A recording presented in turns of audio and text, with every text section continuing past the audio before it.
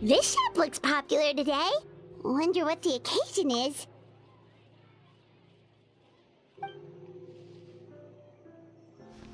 Butterfly Dew Cosmetics now on sale. Huh, looks like it. Oh, Sigewinne's here too. Hey there, Sigewinne! Hello there, Traveler and Paimon. I hope you're keeping yourselves fit and healthy. You bet we are. So anyway, what are you doing here, Sigewinne? The Duke insists I take regular vacations in the Court of Fontaine. This one just so happened to coincide with a promotion for a new skincare product, so I came over to take a look. I like to keep up with the latest industry developments when I can, to help me with my magazine articles. Wait, you write? For a magazine? Which one? It's called Beautés en Fleur, and it's run by the Fontaine Beauty Association. I've done lots of articles about skincare for them, using the pen name Maritime Flower.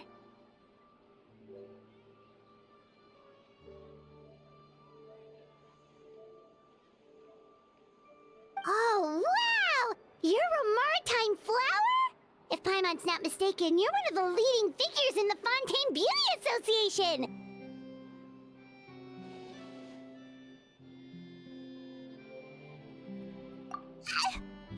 What's so weird about that? Everyone loves beauty! I really like this role. The staff at cosmetics shops are always so polite.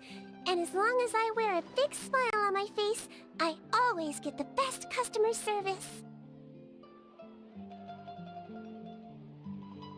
Well, they sure don't want to make an enemy of the Maritime Flower.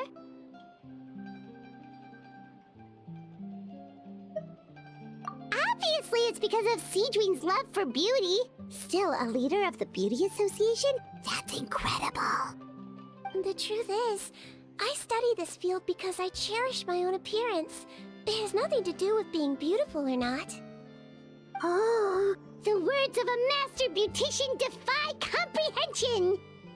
Oh, wait, you're saying that natural beauty is the highest form of beauty, right? Not really. Actually, Melusine aesthetics are very different from human ones. We don't view humans based on their appearance. If I had to describe our approach, I'd say it's based on cuteness. Oh! Really? Yep. Still, I really value my current appearance, and in the process of taking care of it, I've ended up learning quite a lot about skincare and stuff. It turns out, my knowledge and experience is pretty popular with beauty product lovers. It came as a big surprise to me, though. Oh, Paimon gets it now. But speaking of your appearance, how come you look human anyway? Are you, like, only half Melusine? Ooh, wait, sorry. That was probably really offensive, wasn't it? No, I don't mind. I'm not mixed, though. I made a decision to turn myself into this form a very long time ago. If you're interested, I could tell you the story. A shape-shifting story? Oh, heck yeah, of course we're interested! Once upon a time, long ago, humans rejected Melazines, and Melazines feared humans.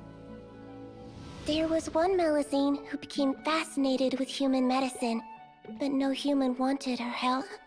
And there was one girl who liked Melazines, so no humans would make friends with her. So, the Melazine became the girl's friend, and the girl became the Melazine's patient. Your checkup's all done. You're still in perfect health. Thank you, Dr. Melazine. In this game of doctor and patient, a friendship was born. Then, one day, the girl fell ill. The Melazine was the only doctor to arrive on time, but the adults sent her away. Scram! Melazines can't be trusted! So just because I'm not human, I can't save my best friend? In desperation, the Melazine approached the frightening witch. She begged and begged until she got a reply. If you take this potion, concocted of sin, you will gain a human face and grow human limbs. But then, you will lose everything that attracted this friend of yours to you in the first place. Can you accept that? The Melazine did not hesitate for very long.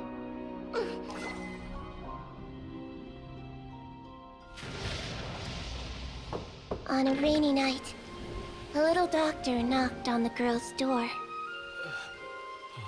The doctor wore a hood and raincoat, maybe to protect her from the rain, but maybe also to hide a secret. The little doctor held the girl's hand and treated her illness, just as she had so many times before.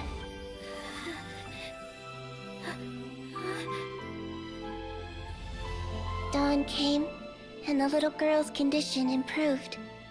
But the little doctor was long gone, for she knew her friend would never recognize her again.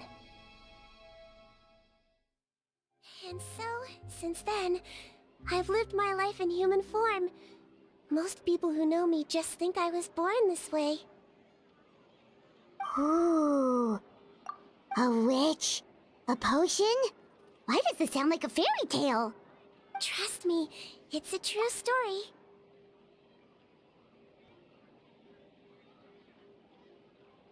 Must be the way you told it then. It just sounds so... Yeah, not every Melazine would take human form to save their human friend. That must have been a huge decision. Treating patients is a doctor's duty. We must always find a way, even when the going gets tough. Ugh. It's so crazy that they turned you away just because you were a Melazine. Especially when their daughter was so sick. Well, sometimes appearance can be a real barrier. But that was a long time ago. I like how I look now anyway.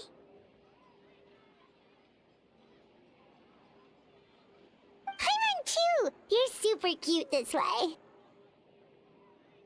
Attention customers! Thank you all for waiting.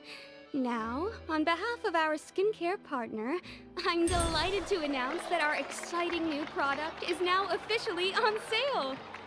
Well, there we go. Let's have a look, shall we? Oh, Paimon, if you want to buy any skincare products, I'll be happy to give you some suggestions. Really? Personal advice right from a leader of the Fontaine Beauty Association? What an honor! Allow me to introduce our newest skin lotion, Butterfly Dew. I'm sure many of you have already read about this product's trials in the newspapers. To say that it improves skin quality is an understatement. This product gets its name from the way it transforms your skin and makes it glow anew, like a butterfly emerging from its chrysalis and spreading its wings for the first time. We are thrilled to have the inventor of this fantastic product with us here today. Please welcome Mr. Rawat, a researcher from the Fontaine Research Institute. Now, without further ado, I'll hand over to Mr. Rawat to tell you all about what Butterfly Dew can do for you. Thank you. Hello, everyone. I'm Rawat, and I developed Butterfly Dew. Wow, what a looker. He's a researcher? Wow, he's really challenging the stereotype. It seems that everyone is surprised by my entrance. Or should I say, my appearance. I'm well aware that researchers are generally better known for their brains than their dashing good looks. In that regard, I do believe I break the mold somewhat. Of course, appearance is a skin-deep way of defining a person. And yet one's appearance can be a very real set of shackles, holding a person back in their life. It can rob a young person of their self-confidence when applying for a job, dissuade a young lady from approaching the one she loves. Our actions are at the mercy of our appearance, and we slowly become the very person that the outside world sees us as. But what if I told you that those shackles can be broken? If our appearance prevents us from changing, then let us first change our appearance itself. Wash away moles, birthmarks, and wrinkles, and they can no longer rob us of our confidence. Replace them with luster and radiance, and we shall never again hang our heads in shame. That is why Butterfly Dew exists. Its mission is to allow us to shed our pupae, undergo a complete metamorphosis, and embrace a new life. Well, whether it actually works or not, after that speech, Paimon's already sold! Mr. Rawat, could I ask if you've used this product yourself? Of course, I tried it many times while I was testing it. You can consider me a product ambassador. Wow, then it's sure to work! Still, I don't expect to convince you just by blowing my own trumpet. So, could I get a volunteer from the audience to try it out? Oh, Paimon volunteers!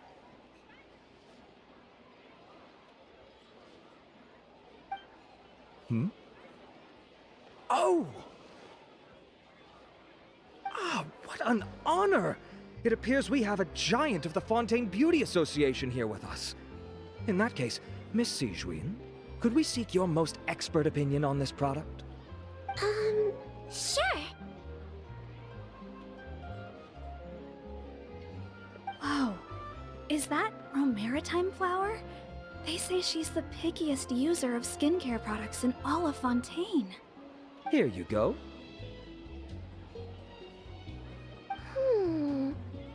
Well, it's very kind to the skin, and the absorption rate is high. Even for Fontaine, this is a first-rate product. Wow, now that's high praise! I'll take one. Any discounts? All right. Well, all that remains for me to say is, Butterfly Dew is now on sale!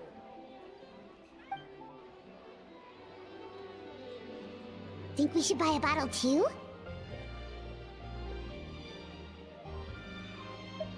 Of course you bring up Mora! Fine, Paimon will pay out of her own pocket, and even share it with you. There, does that sound fair? And if you're worried about whether it's the right product for you, well, luckily for us, Sigewinne's here, so we can get an expert consultation.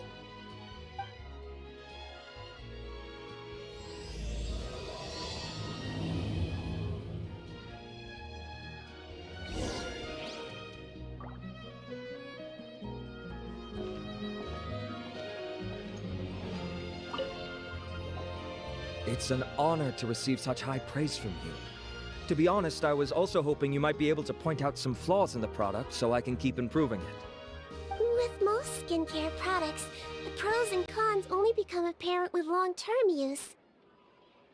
Yet, this one has instant benefits, improving skin quality without any obvious side effects. It's one of a kind. Don't worry though, I plan to keep using it, and I'll publish regular reviews in Beautés en Fleur. You can read my thoughts there.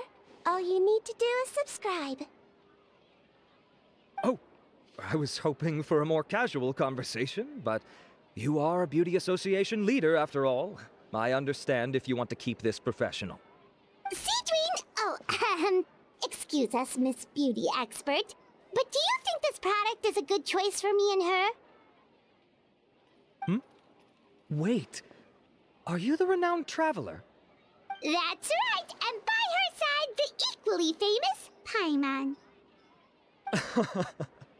Well, I don't normally handle customer questions personally, but since it's the traveler asking, allow me to make an exception. Butterfly Dew is made for all skin types, so no matter who you are, you can rest assured that it will be kind to your skin. If anything, it might be marginally more effective on Fontanian's skin, but other than that, it works the same on everyone. Why would it work better on Fontanians? In the interests of protecting my trade secrets, I'm afraid I can't answer that, Miss Paimon. Alright then. How about a friend discount? Save yourself the trouble. I'd be greatly honored to have both of you use my product. Here, take 2 bottles for free. Yay! Paimon's private fund survives!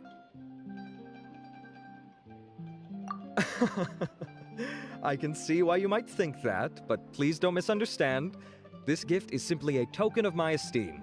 There's no business motivation behind it.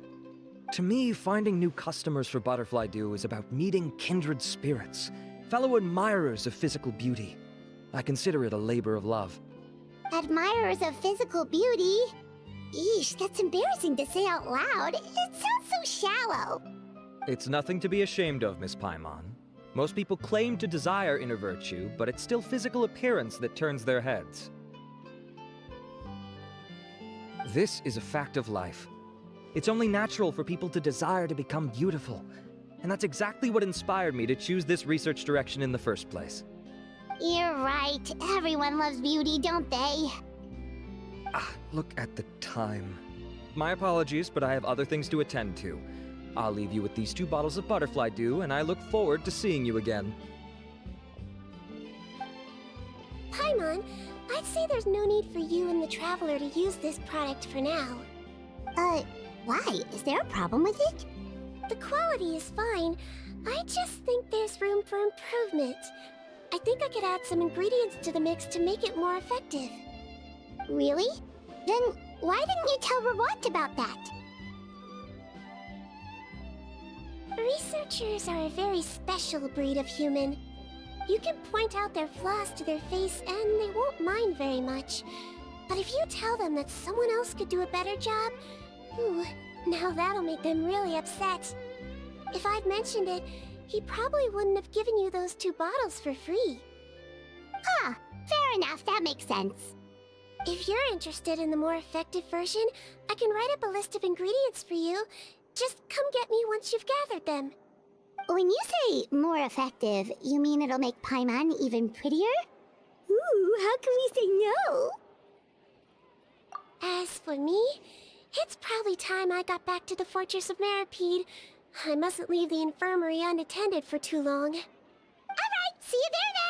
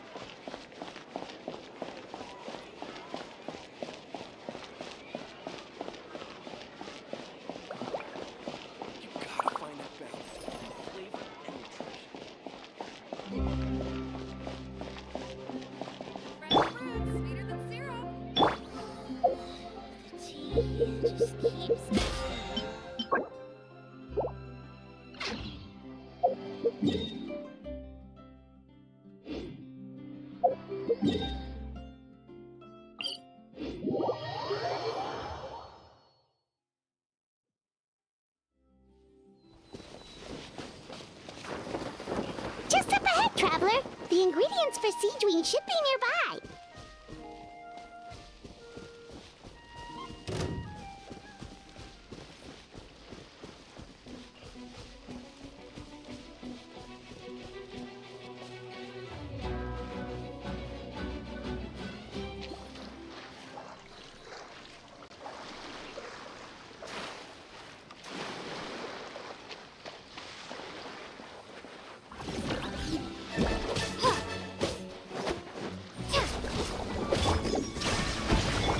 Allow me!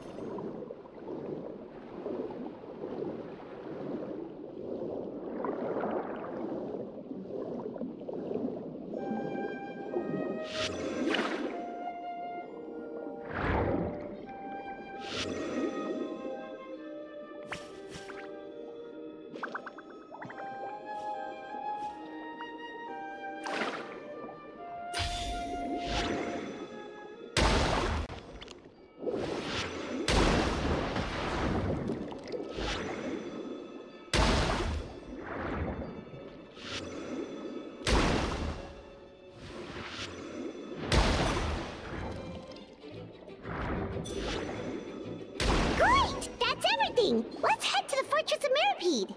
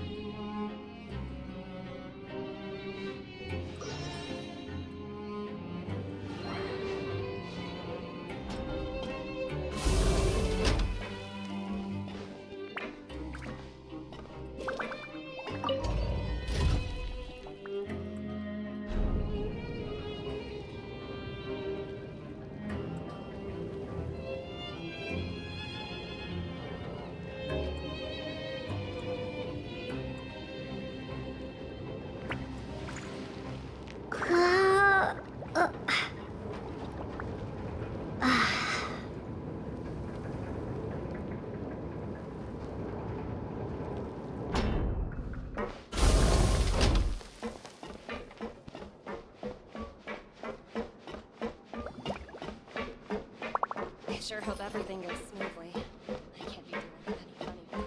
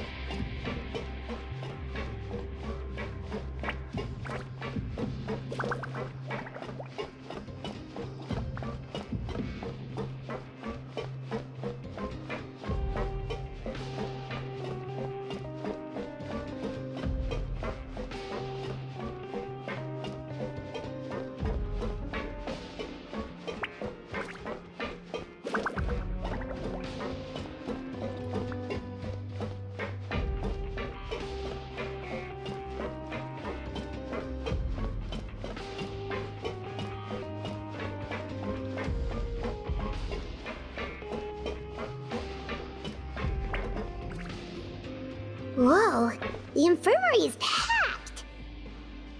Please, you have to believe me. I saw it with my own eyes last night. Another me. He looked exactly like me. Got it, okay. I've written down everything you told me. Now, I have a few tests to run. Take a deep breath, and don't worry, it's nothing to be nervous about. First, which finger am I holding up? Your index finger, but I'm telling you, my mental state is fine. I'm not crazy. Very good. Now, on to the next. Hey there, Your Grace. It's been a while, huh? Ah, it's you two. Indeed it has. I would offer you some tea, but I'm afraid the timing is unfortunate. Duty calls. No worries. Actually, we were looking for Sigewinne. Do you, know what all of this is about? This inmate came running to the guards in a panic, claiming to have seen his exact doppelganger. A doppelganger? Doesn't that just mean someone else kinda looks like him? And that's what I thought when the report first reached my desk. But we've inspected our records. No one even vaguely resembles him. Considering how certain he is of what he saw, I can only surmise that he's having some mental issues. So I brought him for a medical evaluation. Alright, very good. Take a sip of water and rest for a bit. Evaluation complete. I couldn't find any symptoms pointing to a physical condition. I see. So do you still believe there's more likely to be an issue with his mind than his body? I have to assume so for now. Psychological issues are more difficult to detect. At this stage, we can at least confirm that he is in command of his cognitive faculties. The rumor mill will go crazy if word of this gets out. Guards, take him to the ward for a period of observation. The Marechaussee Phantom has requested my cooperation on a case, otherwise I'd deal with this myself. Sorry for the trouble, head nurse, but I'll have to leave this to you. No problem, Your Grace. I'll add him to my observation list. By the way, we have a couple of guests here who've made the trip just to see you. I imagine it must be important. You probably won't need to add them to your observation list, though. Oh, Traveler! Paimon, it's you! Hey there, Sigewinne! It's actually not that important, but... I'll be in my office if you desperately need me. Goodbye for now. Okay, bye-bye! So, Sigewinne... Would you mind waiting for just a moment? I have another patient to see. Just find an empty bed and take a seat. I won't be long. Oh, sure! Sigewinne, we've brought him. And he seems to have taken a turn for the worse again. Okay, don't panic. Let's start by sitting him down here. Paimon had no idea how busy it can get for Sigewinne. Maybe now's not the time to ask for her help with skincare. Good point. Besides, it might actually be interesting to observe her at work. Well, this could hurt, so I suggest you take a deep breath first. Did his face melt? What happened to him? It's anyone's guess. His face melted off shortly after arriving at the fortress. But since he's a serious offender, he can't be allowed out for medical treatment. Best we can do for now is ask the head nurse to give him something to manage the symptoms. Oh, this is gonna be awkward. We still need to bring him to the Marechaussee Phantom for questioning. What if he scares them half to death? Will that be our fault? The Marechaussee Phantom? Does this have something to do with the case Risley's dealing with? Yep, it was a huge case. They bagged a few dozen crooks in one fell swoop. And this guy's the baddest apple of the bunch. He harmed countless people. And now, it looks like it's all finally catching up with him. You done gawking? Not yet. I need to check the severity of your ulcers to decide the right dosage. Don't worry. We Melusines have a very different sense of aesthetics from humans. To me, he just looked like a little kitty with slightly scruffy fur, but still just as cute. Don't patronize me. Do I look like a kid to you? Just give me the meds and let me out of here. I already missed my cell. Hey, lose the attitude. You dare talk back to our head nurse like that again? Your days are numbered. Oh, it's fine. Okay, I'm going to apply the medication now. Tell me if it hurts, alright? Look how nice Sigewinne's being. And he still talks to her like that? What a nasty piece of work. Can I leave now? Wow, not a peep. What a brave little guy. Thank you, Sigewinne. And I apologize for the trouble. So, Traveler, Paimon, did you bring the ingredients? We did, but we don't want to interfere or anything. You're busy saving lives here. Oh, don't be silly. I agreed to it, didn't I? Just hand me the ingredients, and I'll make some time to whip it into the improved version for you. Take a rest here if you want. Or, if you're not tired, I hear they're holding a new pancreation tournament in the administration area. Or alternatively, is there anything we could help you with, Sigewinne? That's right! Let us help you out! It's the least we could do! Good point. Kind-hearted humans start to develop guilt if they accept free help from others. Don't worry. I'll take a look at my schedule. I'm sure I can find something to treat this condition. I gotta warn you though, it'll be tiring work. So I suggest you take a break first, then come back and see me when you're ready.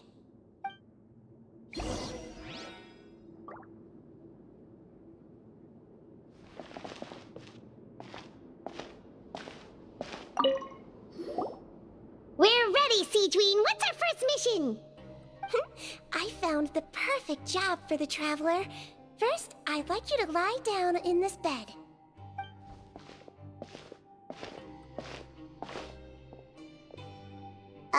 What for? I need you to pretend to be sick. What? Oh, is it that difficult? I thought you did a pretty good job last time. Oh, so you knew. I sure did. She was way more interesting than the usual malingering inmates. When you played along very well, Paimon, I observed you two for quite a while after that. Well, this is awkward. But why do you need us to do it again now? No time to explain. My next patient will be here any second. Please just do as I say. You can, pretend like you've got a nasty headache. And throw in some dry heaving for good measure. Okay.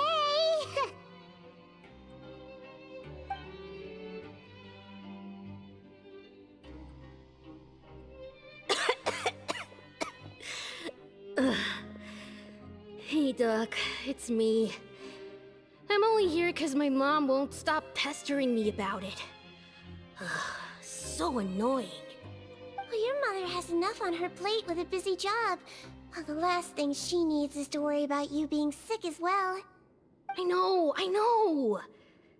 I shouldn't treat the place like a playground. Shouldn't go swimming in the lower levels where we join up with the sea, because it'll give me a cold and distract her from her work. I thought I'd be able to have some fun here at the fortress for a few days, but it's always, don't do this and don't do that. All right, sit yourself down and I'll take your temperature. Your fever still hasn't gone down. Well, here's your medicine. 1 cup for starters, and we'll see if it helps. But Doc, it's so bitter. Do I really have to drink it? I mean, I'll be fine, right? I've got an uncle who caught a cold. His fever went away on its own after a couple days. Can't you just write me a note saying I'm on the mend? I just need something to keep my mom off my case. I sure can. You're a very brave boy after all. Huh? Brave? What makes you say that? Well, if you want to rely on your own immune system to clear up your fever, well, then you'll have to tough it out like this young lady.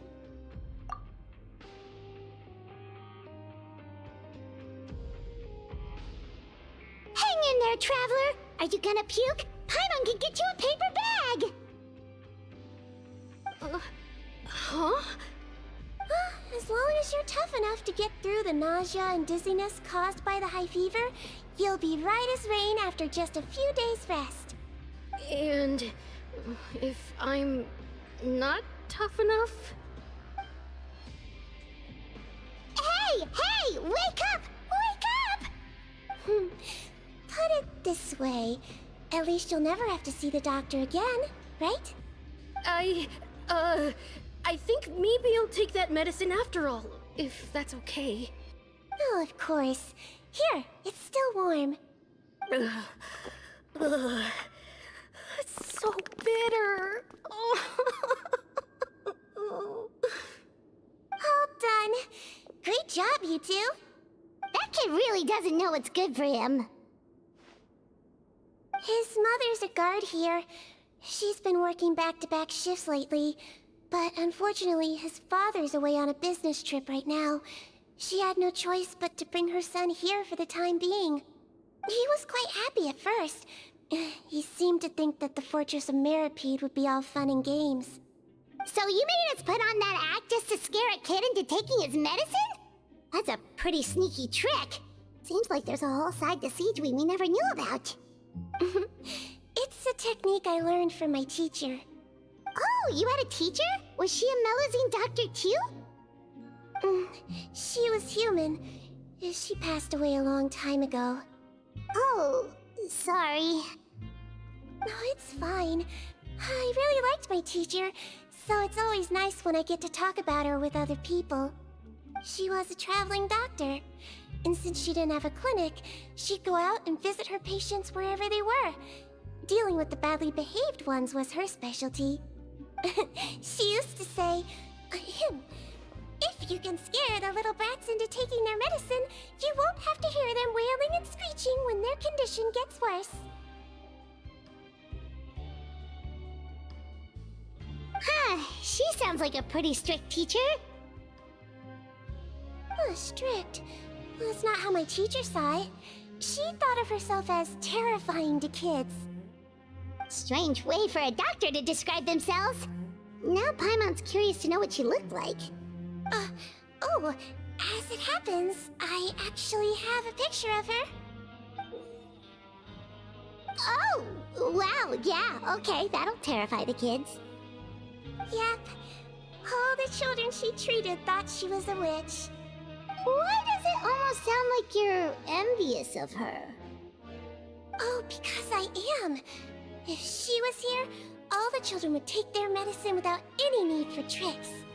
A doctor who looks like a witch. True, they wouldn't dare try anything funny with her around. Oh, me, on the other hand, it's hopeless. Children aren't afraid of me at all. That's actually a good thing, you know? Oh, my next patient should be arriving now. Would you mind lending me a hand again? Sure thing! On to the next mission!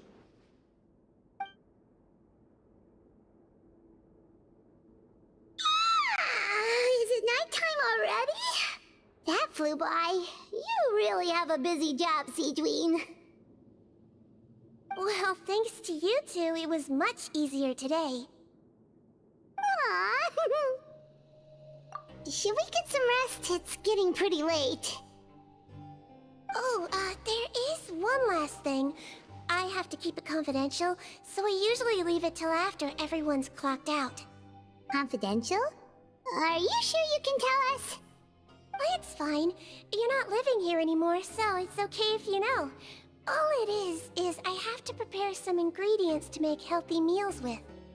Wait, you mean those healthy meals? My patients refuse to eat any healthy meals I prepare in front of them, so I have to prep the ingredients in secret, then let the chef at the Coupon cafeteria handle the rest. Considering even the chef's version makes people uneasy, it really makes you wonder what's in it. You want to find out? I can teach you how to make it. That way, if you ever suffer from exhaustion on your future travels, you can prepare a healthy meal for yourself. It's really good for you, you know. Sure? Guess we can help out one more time.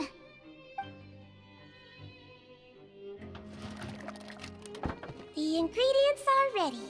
Now, put them on the table and add them in the order I tell you. First, we add this special slime condensate, stir it thoroughly, then pour it in. See that? It adds elasticity and looks just like tasty jelly, doesn't it?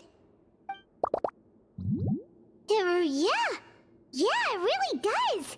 Until you remember it's slime condensate. Next up, xenochromatic crystals. You want to crush them up into a fine powder, like powdered sugar. Wait, are those from Fontimer Aberrants? Are you sure they're edible? Finally, we'll need some high-protein meat. Frogs are an excellent choice. You just need to clean their innards, and then you're left with some lovely, tender meat. Oh! Frogs. And we're done. All that's left now is to pack them into lunchboxes and hand them to Walsey. Yesterday in the production zone, I noticed an inmate who's been working for 2 days straight. That means it's a healthy meal for him tomorrow. Sigewinne really does have the inmate's best interests at heart.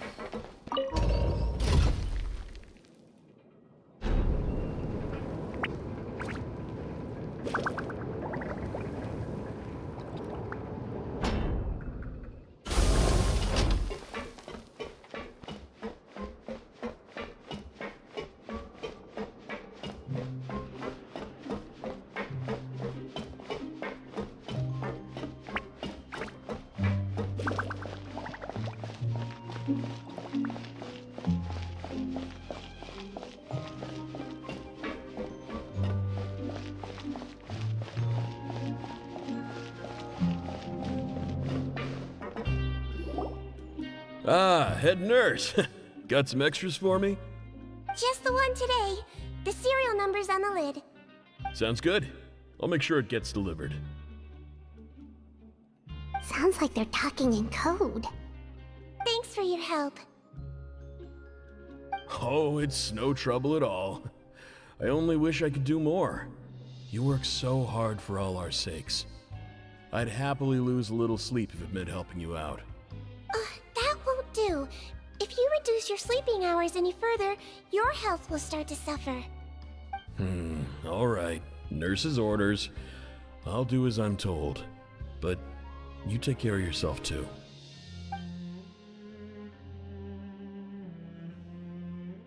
Well, I'm done with work for today. Thanks for helping out, you two. Seems like the guards and staff here have a lot of respect for you, Sigewinne. In just one day of helping you with your work, it feels like we've done a lot for the fortress. Head nurse, please, wait. I'm sorry to disturb you this late at night, but I think you'll agree, this is urgent. Okay, just relax and catch your breath. What's the matter? The guard at the observation ward, Odilon, he told me to pass on a message to you. One of the inmates there, the guy suffering from possible hallucinations, well, he seems to have made a sudden recovery, and now he wants to apply for permission to leave the ward. Huh? Already? You were right to tell me. I'll have to examine him and make sure he's well before we discharge him. Looks like we've got one job as medical assistants left. We'll come with you.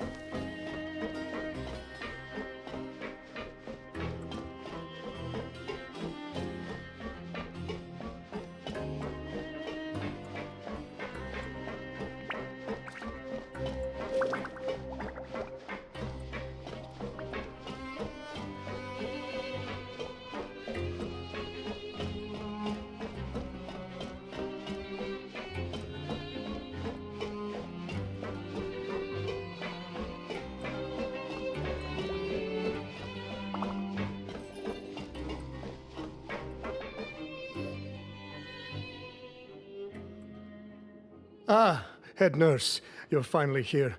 I'm so sorry for all the trouble I've caused you, but I believe I've now made a full recovery. After giving it some thought, I'm sure that I was probably just seeing things. Stress-related, I imagine. I'd been working long hours, so I definitely wasn't in the best state of mind. I totally understand. Still, I have to give you an examination before I can discharge you, okay? So, take a deep breath and don't be nervous. It'll be the exact same procedure as we did this morning. We can start whenever you're ready. Again, so sorry. I was in such a state this morning, I barely recall anything. Would you mind taking me through it again? Oh, not at all. It's a lot to remember. First up, we have a little cognitive test. Just concentrate and you'll be fine. To start with, which finger am I holding up? Your pinky.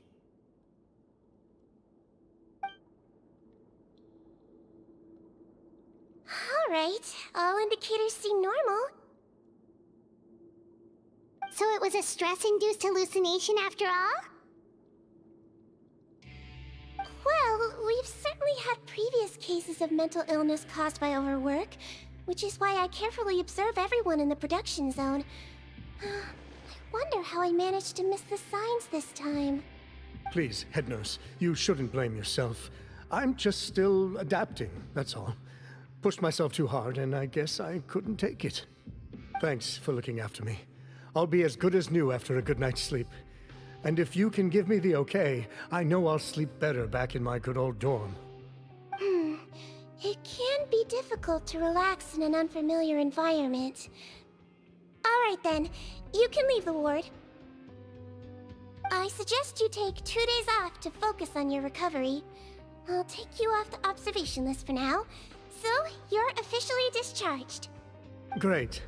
I can't thank you enough, head nurse. Mr. Odilon, could you escort him back? Of course. I'm on guard duty in the administrative area tonight, so nothing will go wrong. You have my word.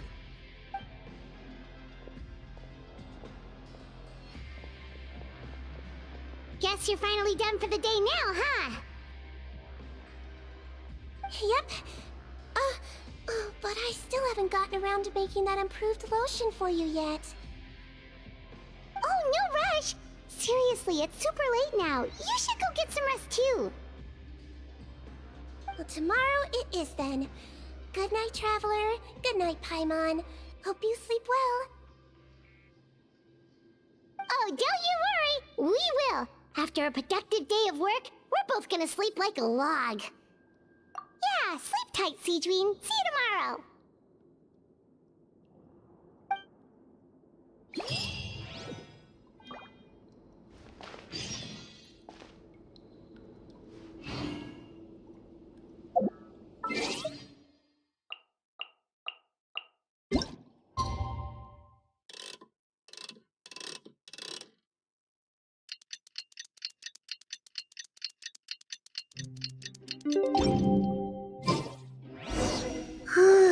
Paimon really did sleep like a log. Let's go find Sigewinne.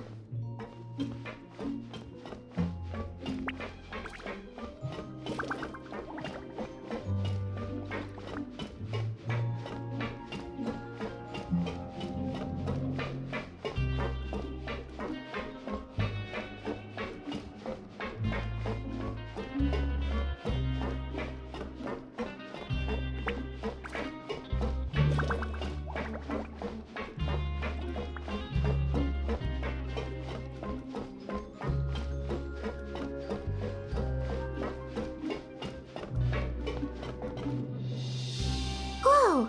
How is the infirmary even busier than yesterday? Good morning, Traveler and Paimon. I have a few people here for a checkup, so you might need to wait for a while. No problem. Anything we can do to help? There's a bit of a complicated situation here. I'm still getting to the bottom of it myself. You have to believe me. I'm telling the truth. You're in a medical facility. Keep it down. Please, listen to me. I'm not Gascon. I'm Uy.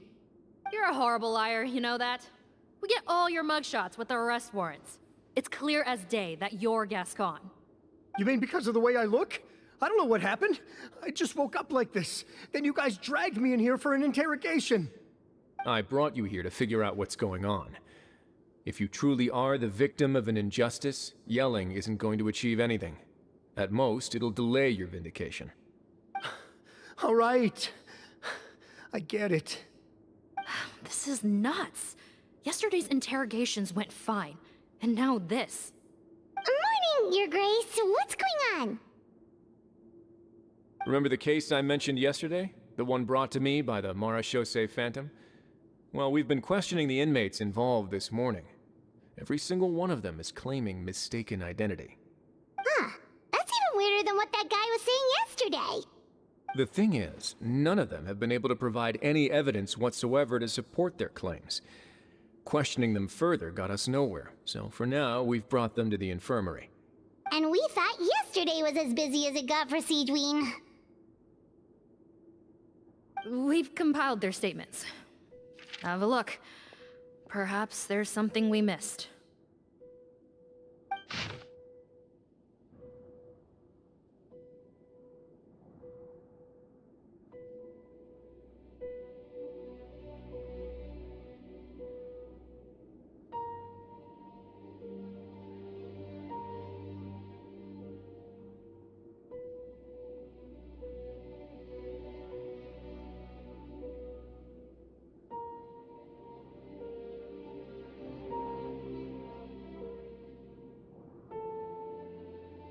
Wait.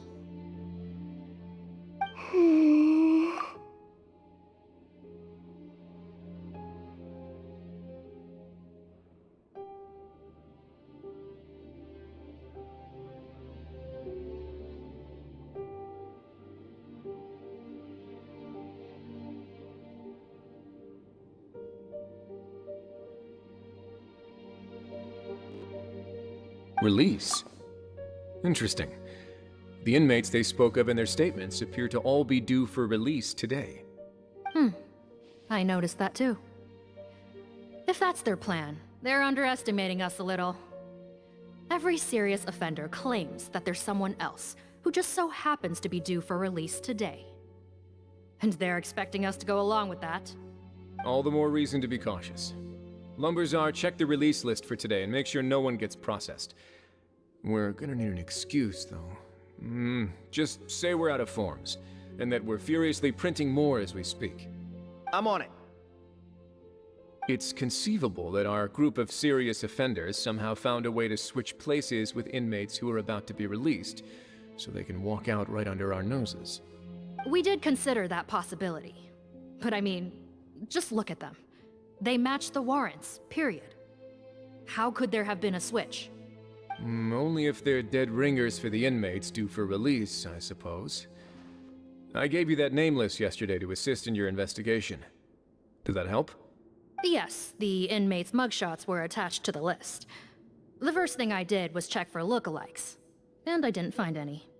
The only other thing that stands out to me is that their voices sound a little different today. But it's not exactly hard to put on a fake voice. Oh, really? What does our head nurse make of all of this? Give me a moment. I think I have a way to confirm whether there's been a switch. I know, it's not time to change your dressing yet, but please bear with me. Huh? Isn't that the guy from yesterday? This should be Honore. He has very severe facial ulcers, which require an operation in the hospital at the Court of Fontaine. I authorized him to leave the fortress for medical treatment under guarded escort. Yes, like I told you. I'm not Putton. I'm Honore. So there has been a swap. Well, I can see what happened in Potton's case, but how do you explain the other inmates? You're not telling me their souls switched bodies, are you? No, I believe it was their faces that got switched. The method is a bit like replacing a tooth. Take the bad tooth out, put a false one in. And actually, I think I can prove it to you. Traveler, Paimon, do you remember Eric from the other day? Yeah, sure do. Then you can be my witnesses. To start with, please fetch the inmate who claims to be Eric.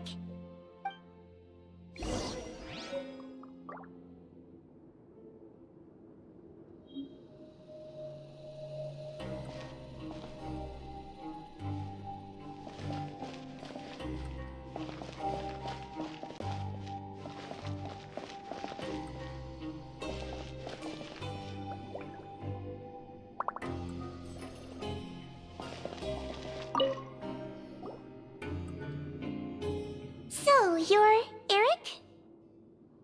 Yes, head nurse. It's me. You do believe me, right? I need to do another examination on you. Same procedure as yesterday.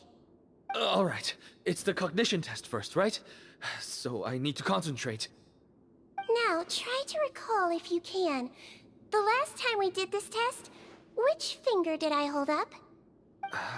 I believe it was your index finger.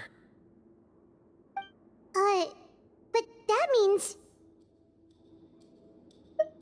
Huh? So basically, last night the Eric who said he saw another him suddenly recovered and applied to leave the observation ward.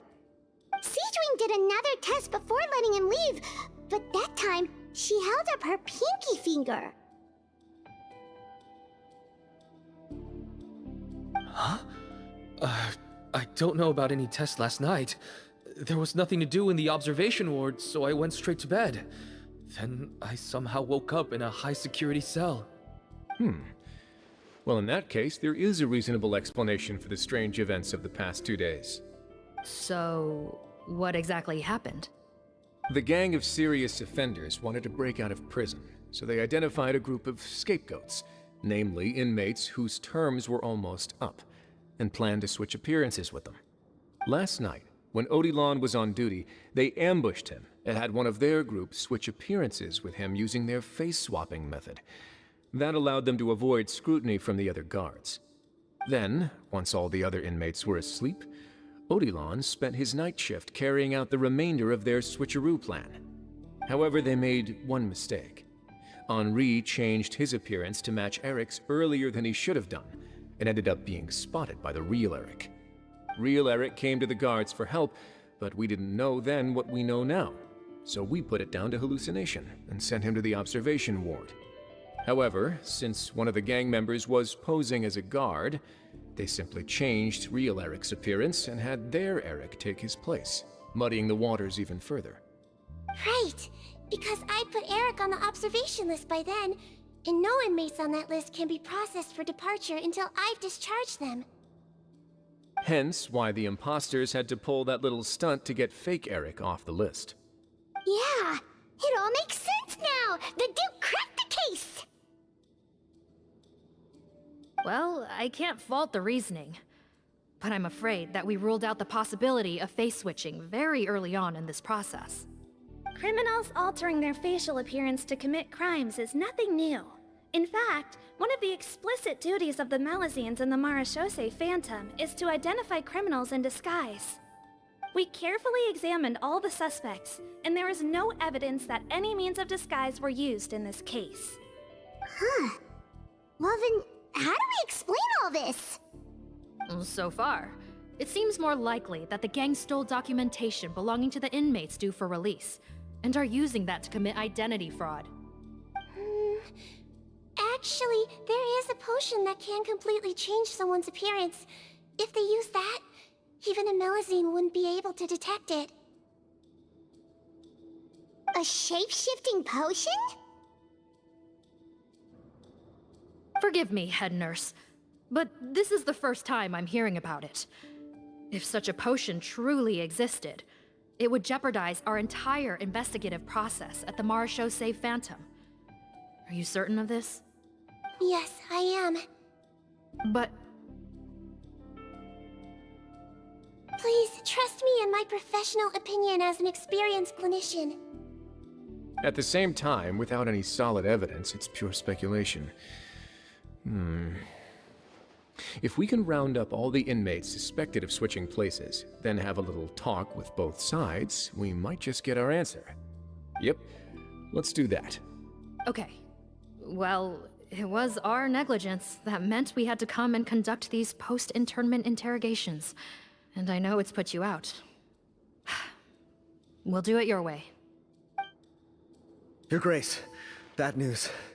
I paused the releases like you asked, but we were too late. A bunch of people already got processed 2 hours ago. I checked the list, and sure enough, it's all the people who gave statements. 2 hours ago? That's before today's interrogations began. They had this all planned out. So there really was a switch after all.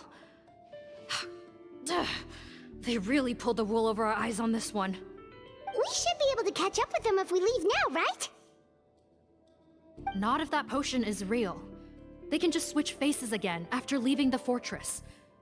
And if the Marachose's Melazines can't even spot them, we wouldn't know where to start searching. Yikes! So we're at a complete dead end!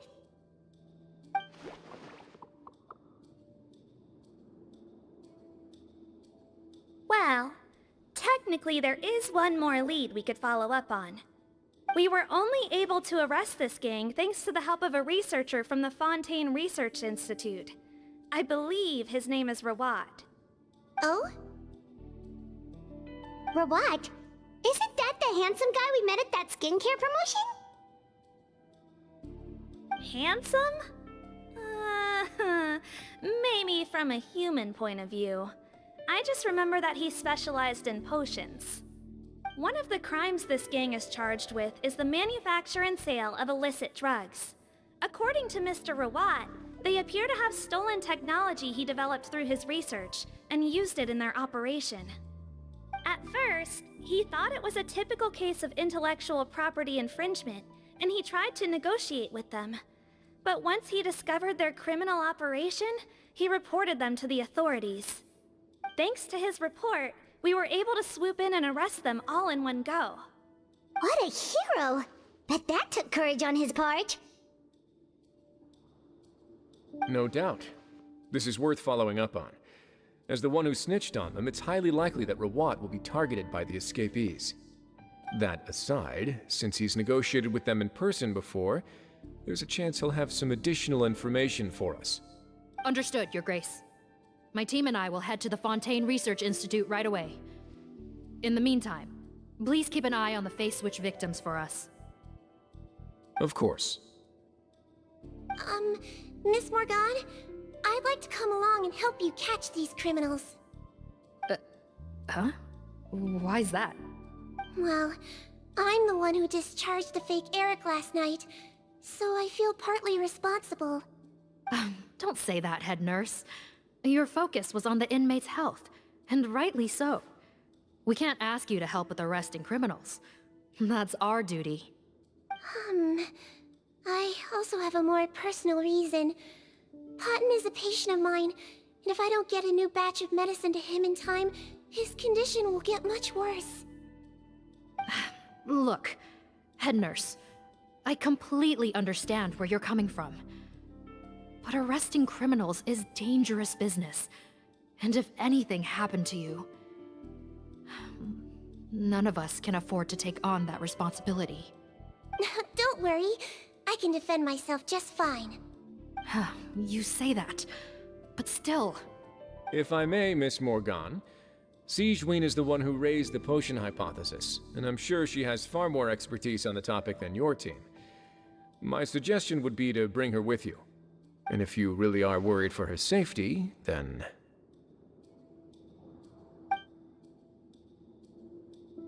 Ah, there you go, right on cue. Knew I could count on you.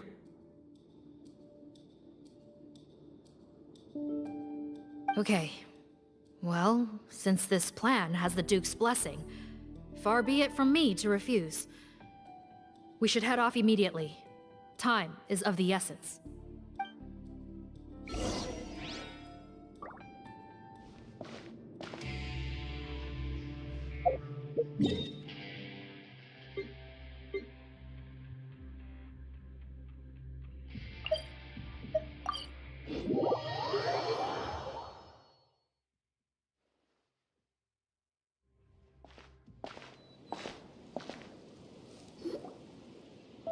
Greetings.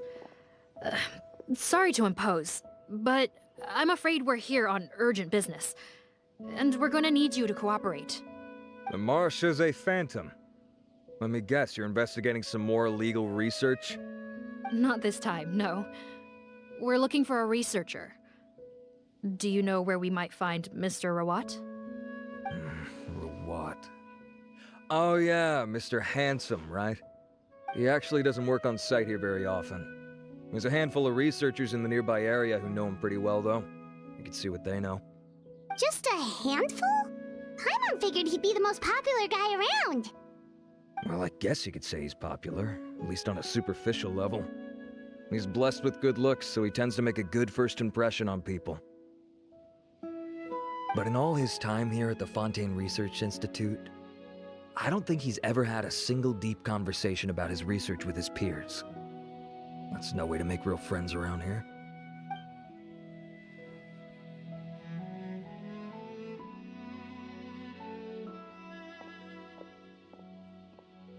That's so weird. He definitely didn't come across like a recluse at that product promotion. I don't find that weird at all.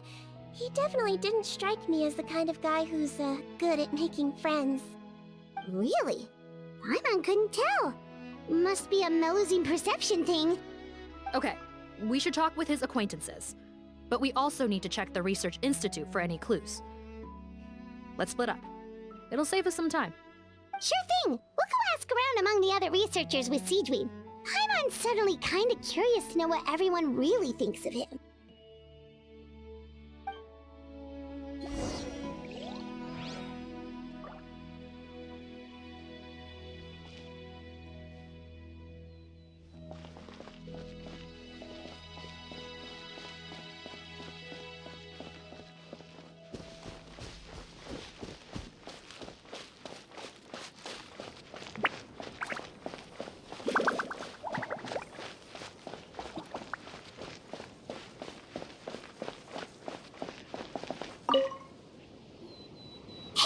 Are you in Teeb? What do you want? We're here to ask about Rawat. Any idea where he might be? We were told you were pretty close with him. Close? Not sure that's the word I'd use. He wouldn't even let me use his patent. Huh? It's been a good few days since I last saw him. I don't know where he's at. Go ask someone else. Would the patent in question happen to be related to the new skincare product he developed? Yeah, kinda. Butterfly dew, or whatever he calls it. I heard he made a tidy sum off of that one. Okay, now we're getting somewhere. Keep going. Most of the other researchers here focus on mechanics, energy, stuff like that. I get why he wouldn't be interested in having anything to do with them. But I'm studying coatings. There's a huge overlap in our areas of research. Why would he refuse to work with me? I bought his product once, and noticed it contains a unique substance that might have applications in coatings, too. If it worked out, I could probably make as much as he's making. Don't get me wrong, I had no intention of plagiarizing his work. I was hoping to get official permission to use his findings in my own research. Follow the proper procedure. It was all above board. I would have had to pay him a license fee and everything. But despite that, he turned me down not once, not twice, but 3 times. It's like he's vehemently opposed to the idea of anyone else making the kind of money he does. Huh, so is Rawat antisocial, or is this guy just jealous? Well, it doesn't look like we're gonna get any info about Rawat's whereabouts from him. Let's go! Wait, 1 second. Mr. Antib, next time you go shopping, you should buy some Buell fruits. Peel the skin, steep in water, then drink. It'll help calm your mood. Huh? Yeah. Thanks.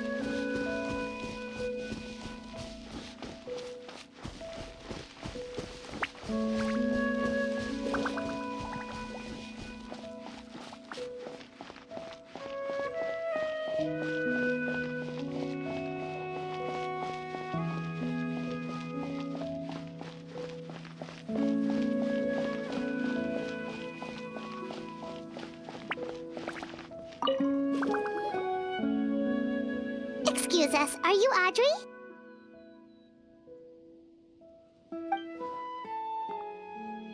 That's me. What is it? Are you close friends with Rawat? We're trying to find out where he is. Close friends? You mean because I told him I had feelings for him once? I doubt I'm the first or last at the Institute to make that mistake. Why would you single me out as a close friend? I should have known, really. Men like him, they just enjoy being surrounded by fawning women. They're not interested in a serious relationship. Okay. We were just kind of wondering if you might know where we can find him. Why would I know where he's at? I barely know him, and he probably doesn't even remember me. Ugh, this is getting annoying. Shall we go ask someone else?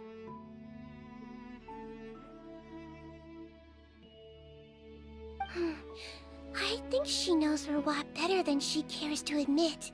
If we leave now, it might be a wasted opportunity. Maybe, but we're not going to get much out of her while she's in this state, are we? She's displaying symptoms common among people in love, if that's what you mean. But I know a cure. It's curable? Oh, we're still no closer to finding Mr. Rawat. Oh, by this point, he could be in grave danger. Danger? Wait, why are you looking for him again? Oh, that's right, yeah! The Marshose Phantom said that he's been targeted by some pretty bad people. We need to make sure he's safe. What? How has this happened? He seemed fine when I last saw him, and that was only a couple of days ago. Just happened to run into him, of course. Oh, I see. Well, do you have any thoughts on where he might be right now? Okay, but this is purely out of concern for his safety. If he's not at the Institute, he might be at his mother's place. I heard she raised him alone, that they had it pretty tough financially, and these days she's housebound due to illness. He makes regular trips back home to check on her. Oh, okay. Do you know the address? Nope, sorry. I only found out the thing about his mother because it came up in conversation once. I was just trying to find out more about him, you know, so I could get to know him better. When I told him I had a crush on him, I offered to help him take care of his mother. And yeah, maybe that was a stupid idea, but did he really have to yell at me for it? It's like, fine, I can take no for an answer, but what's with the temper tantrum? Unbelievable. These guys only want to show you their charming, well-groomed exterior. They can't stand it when a few home truths shine through. Looks like her love syndrome is flaring up again. We need to find out Mr. Rawat's mother's address. Let's check with the marechaussee officers when we regroup. Cool, sounds like a plan.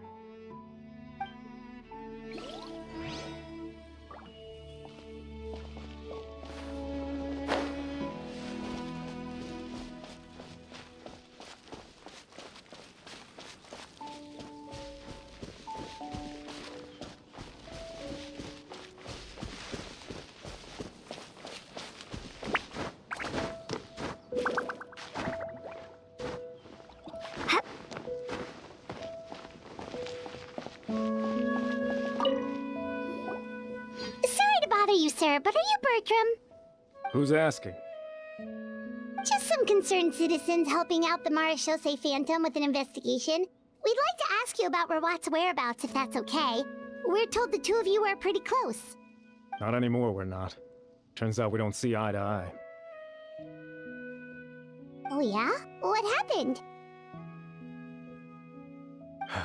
The thing about us researchers is, most of us do what we do for some sort of higher purpose. But not Rawat. All he cared about was how to commercialize his findings. He won't even let you work with him unless you sign a confidentiality agreement first. Also, he has better control over who gets which intellectual property rights. How are you supposed to get any meaningful research done working with a guy like that? Now that I've got my own technical solution for my compressor, I don't need to work with him anymore. So that's what Rawat is really like. We'd still like to know where to find him. Is that something you can help us with? Wait, Yeah, I know you. You're the head nurse at the Fortress of Meropide. Alright, then I'm happy to help you if I can. I respect the work you do. Medicine serves the highest purpose of all the sciences. Wow, turns out Sigewinne's got some real clout. Thing is, I have no real way of knowing where he might be. I stopped working with him 2 months ago, and I've barely seen him since. But if you want my advice, I'd say go talk to the peddlers. There's a few he meets with every other day or so. Maybe they know where he's at. Peddlers? Yeah, back when I was working with him, I noticed he met with them quite often. Wouldn't surprise me if they were involved in some shady business together, because it seemed like they went out of their way to avoid discussing anything in my presence. The little I overheard was about manufacturing and selling pharmaceutical drugs. Like I said, he's all about the money. Drugs? Doesn't he work with skincare products? Do those count as drugs? Who knows? I never cared to find out. He's the Morag rubber, not me. Thank you. You've given us plenty to work with. Welcome. Goodbye, and may we both reach new heights in our scientific endeavors. Well, that's all 3 researchers. Let's head back to the meetup point.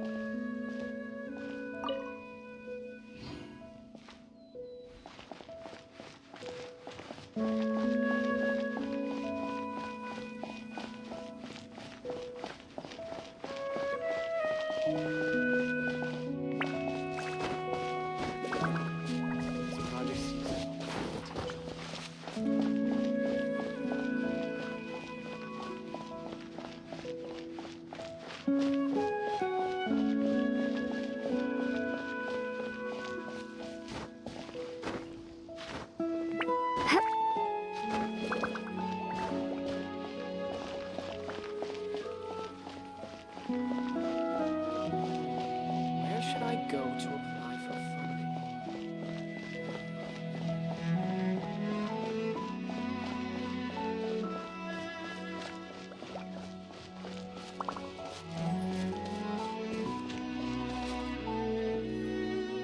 You know, Heimat started thinking Rawat was a handsome researcher with a friendly and cheerful personality.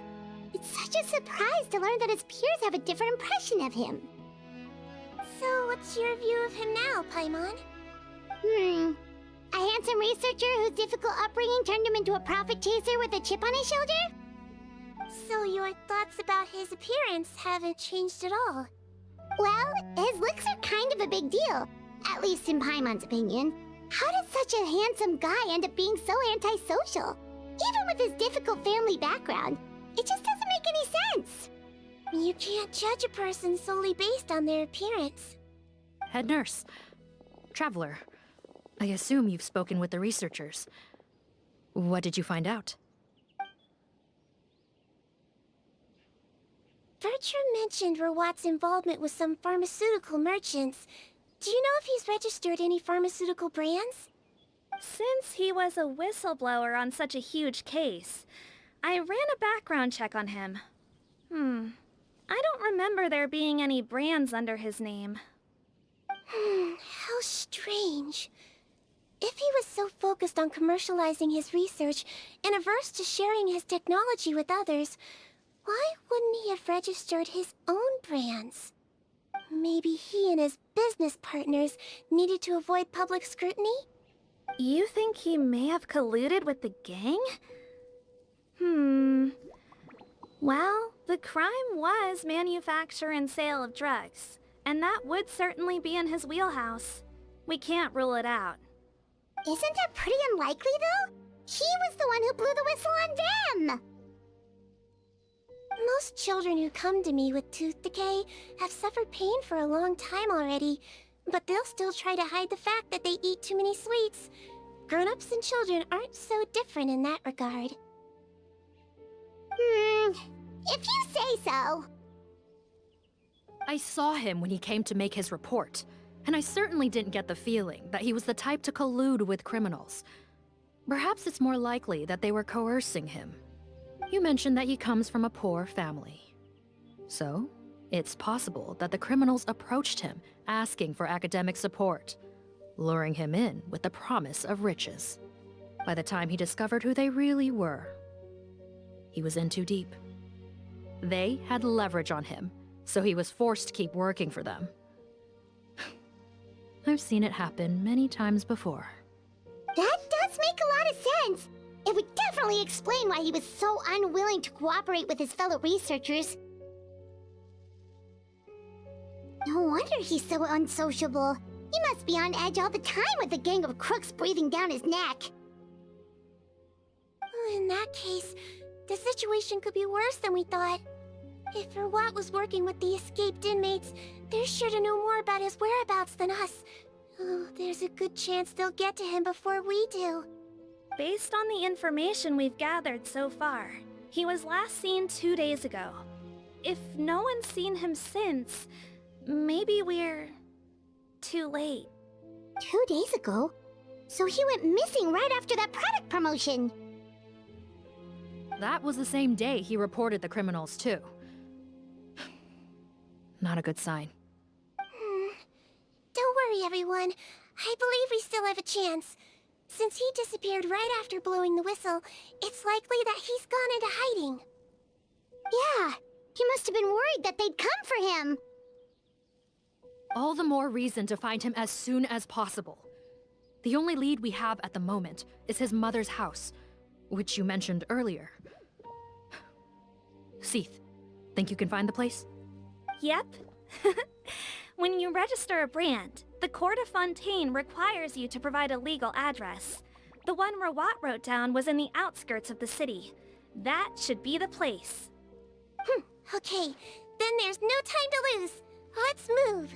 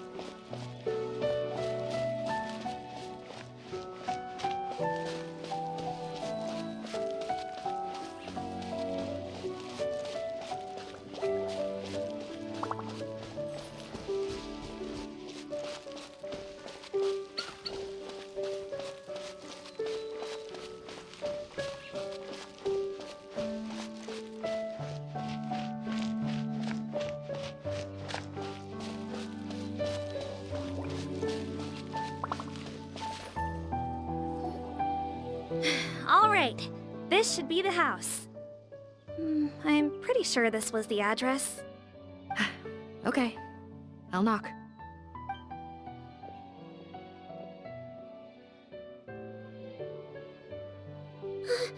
Sounds like whoever's inside has restricted mobility. Oh, it seems serious. Oh, what's the fastest way to get this door open? Break the door down? No, I'll handle it. Let the expert deal with it. There'll be a mountain of paperwork if we damage a citizen's property.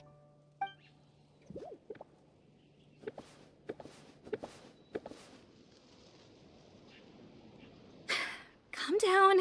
Deep breaths. Remember your training. Control your strength. And... it's open! Seath, take a few people and lie in wait. Keep your eyes peeled for any activity around the house. The Traveler, head nurse, and I will go inside.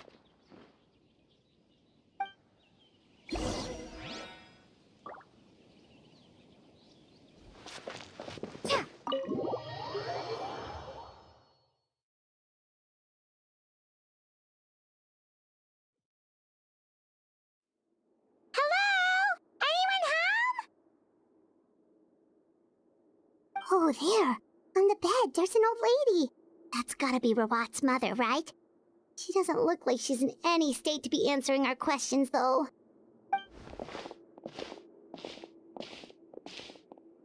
We could try, but she is very ill. We mustn't force it. Well, doesn't look like Rawat's here. She's the only one we can talk to. Yep. Allow me. Hello, ma'am. Might I ask if you're Rawat's mother? We are trying to locate him.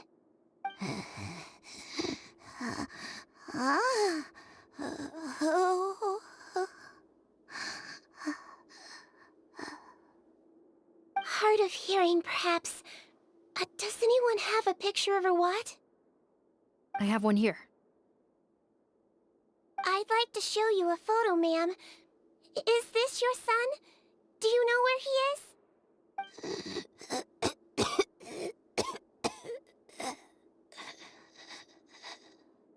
Looks like this isn't gonna work after all.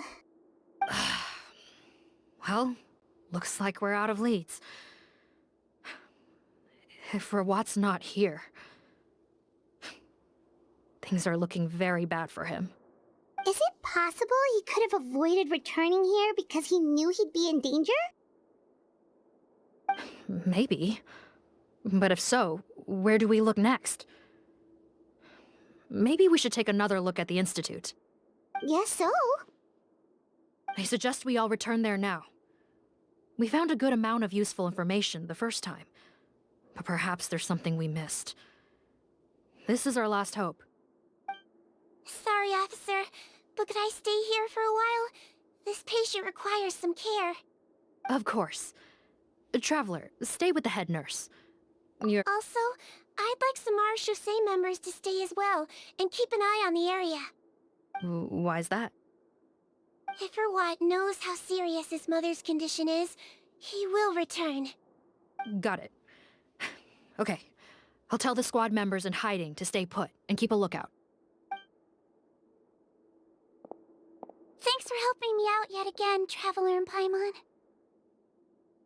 No problem. But when you say her condition is serious, do you mean... Yes. She's barely clinging on to life. Oh. Let me take care of a few things first. Could you pass me the towel over there? Yeah, of course.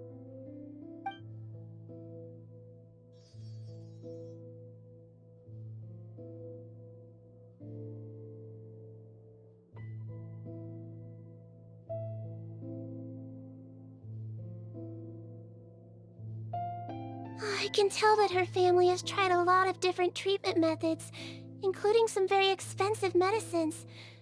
Unfortunately, her condition is so multifaceted that a recovery looks all but impossible. Sigewinne. Paimon bets being a nurse must be pretty tough at times like this. Yes, It makes me a little sad. In Melizine's eyes, a human's birth, aging, sickness, and death are as much a part of natural law as sunrise and sunset. But human medicine can defy that law to some extent. In that sense, it is a science of miracles. That is why I became fascinated with it in the first place. But it was only after I truly became a doctor that I realized miracles don't always happen. Even the greatest doctors cannot cure all diseases. Sigewinne. Well, don't worry about me, Paimon. A doctor's duty is not to cure all diseases, but to treat whatever ailments they can. At the very least, I can lower her fever. That way she'll suffer less, and she might even be able to see her son. Yeah. All the more reason to find Rawat as soon as possible, even if we don't catch those crooks.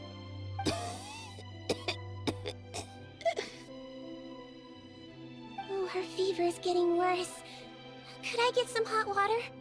Sure, we're on the case.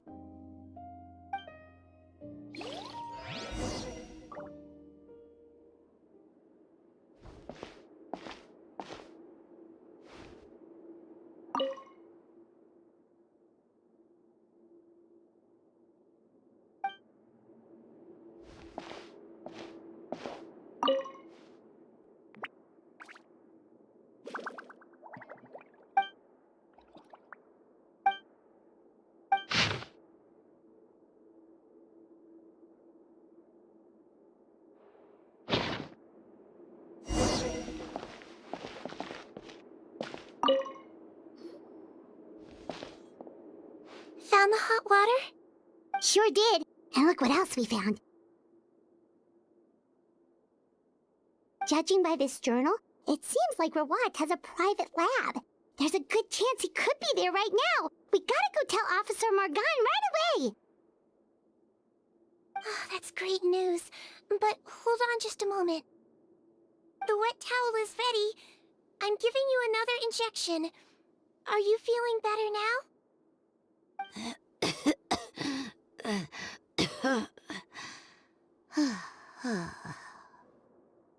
It's all right. We'll go bring him back. Please hang in there. Thank you.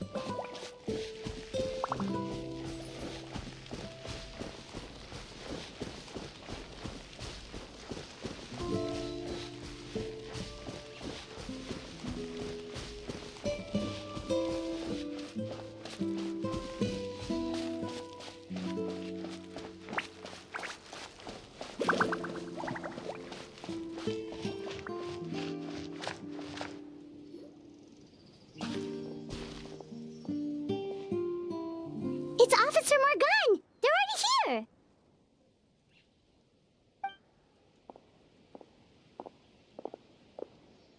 We came as soon as we heard the news. I can't believe we were so careless. The most crucial information of all was hiding right there, in that room. And we missed it. Don't blame yourself. Right now, we need to focus on finding a way in. There's a mechanical door over here! Hopefully the instructions in Rawat's journal will help us open it.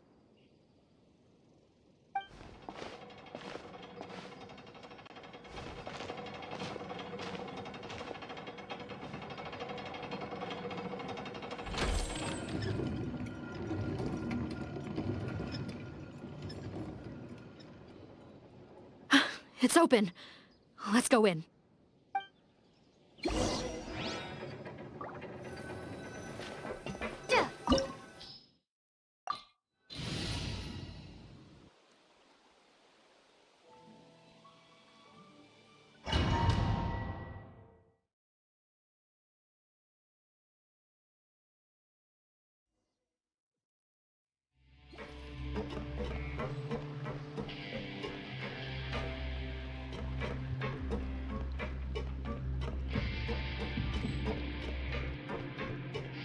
How did they get in here?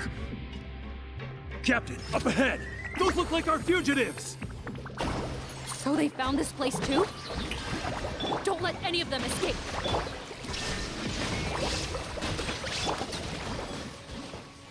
Again. Another test subject. Freeze! Should replace my hammer. Booty booty! Pick test subject. That tingles?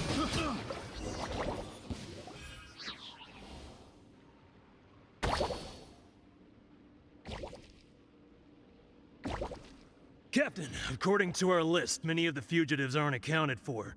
There may be others hiding deeper inside the facility. Ah, so these guys were just the lookout crew.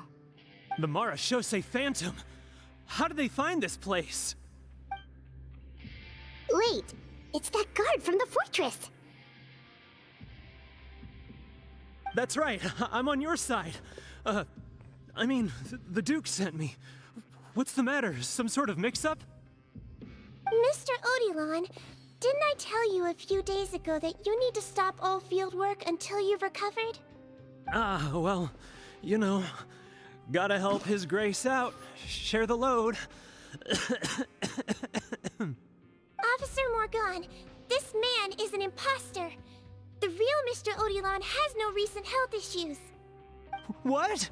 But I... Looks like the head nurse was right about the face-swapping method.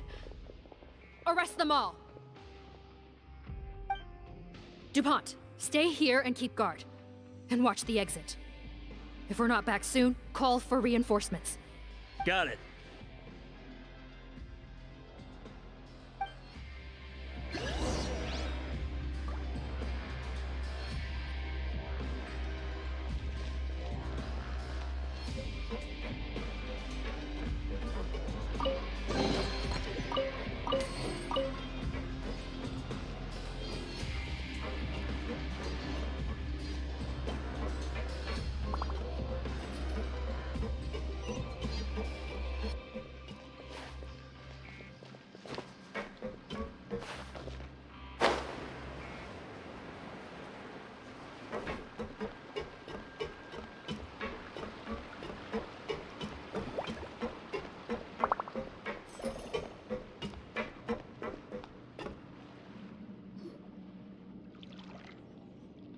So many jars. Was this some sort of production facility? This scent, it's probably the ingredients used to make butterfly dew.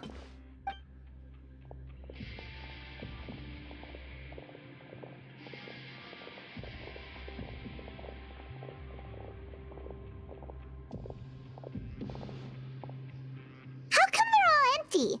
Did it sell so well that he ran out of supplies?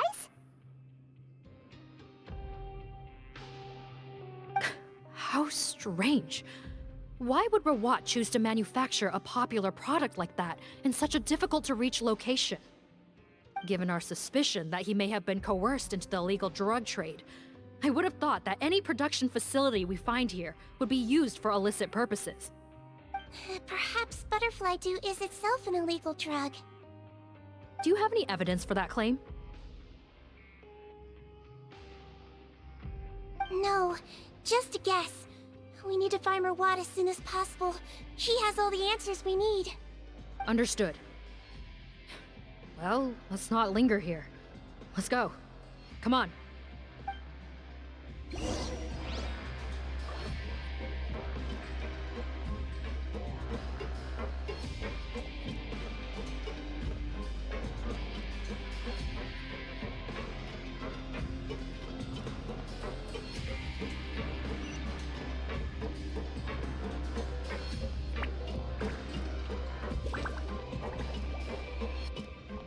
look like we're gonna get this door open. Let's find another way around.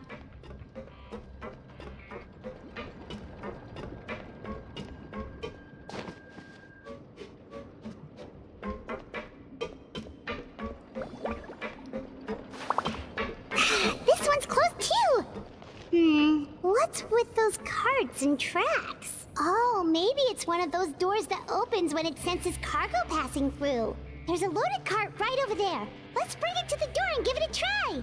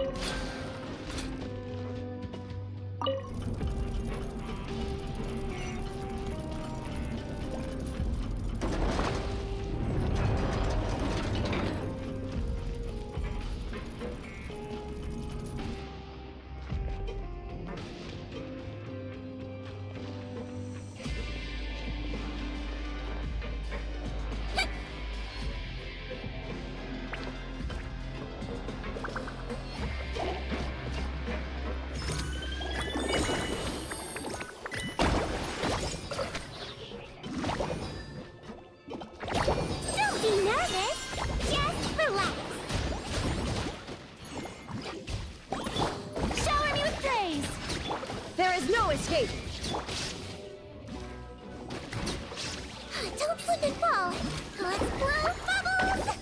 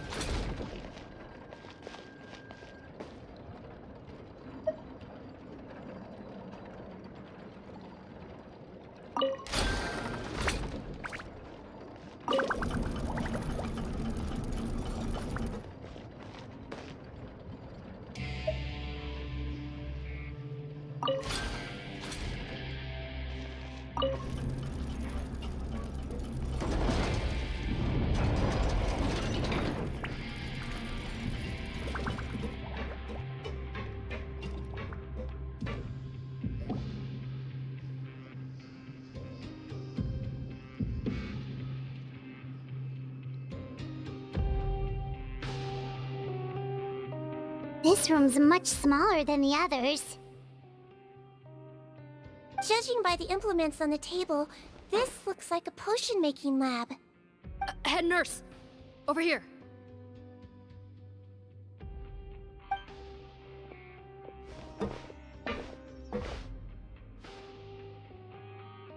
see. Huh? Rawat's clothes? Why would he change here? Perhaps they stripped him down, left the clothes behind, and disposed of him somewhere else?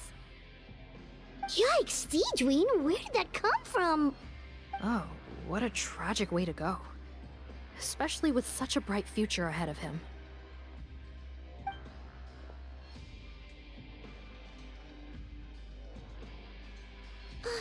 There's a path leading further on, Officer Morgan. Let's keep up the pace.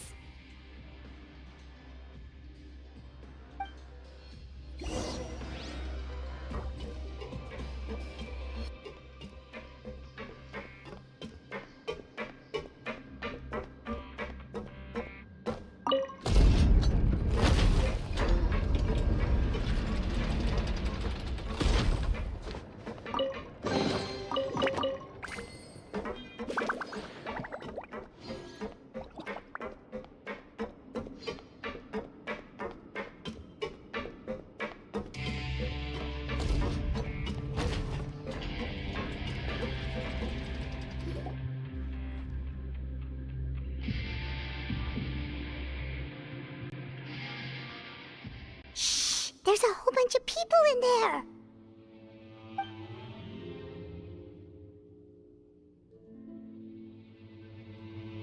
Are you serious? You're telling us that within a day, our faces are going to rot like yours? Fontanian physiology changed dramatically after that great flood, and it's not as compatible with this face-changing solution as before. The side effects are as you can see. Why didn't you say anything before we all used it? Look, my plan got you all out of prison, didn't it? You'd have much bigger problems to worry about right now if the Marshal Say Phantom found out about your other crimes. Consider an ugly mug getting off lightly. Ugh. You're just lucky we didn't leave you in there after you disappeared on us with no warning. We only let it slide because we're former partners. And now you have the gall to pull a stunt like this? Partners? Make no mistake, each of us is only looking out for himself. If you place too much trust in others, well, I'm afraid that's your problem. You hid things from me too. Remember how you each had a spare potion? You kept quiet about it until we planned the prison break? Oh, and you didn't have a secret spare? Then do you want to explain how you melted your face off before all this? Guys, that's enough. Calm down. It is what it is. Arguing won't change anything. What's the plan, Parton? I'm assuming you brought us here for a reason? There is no plan. We followed him here on the promise of more juice, but it turns out there ain't a drop here. Besides, what does it matter now anyway?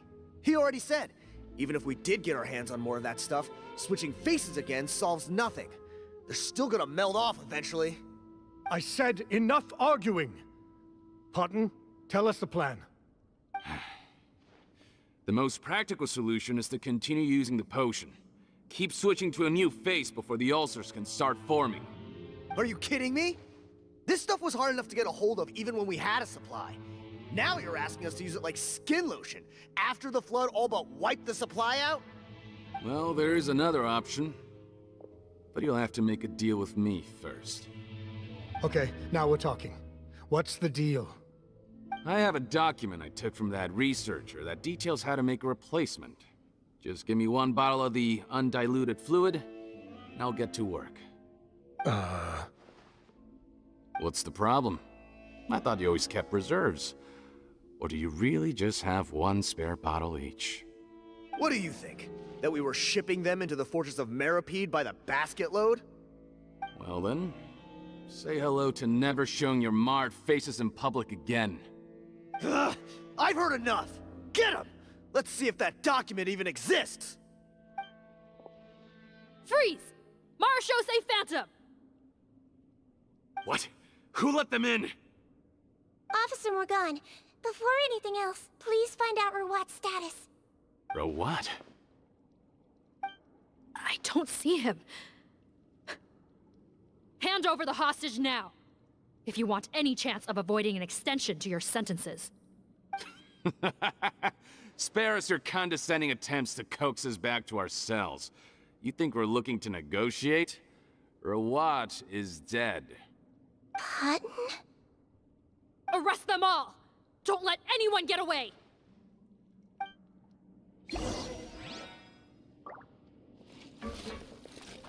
Wibbly wobbly!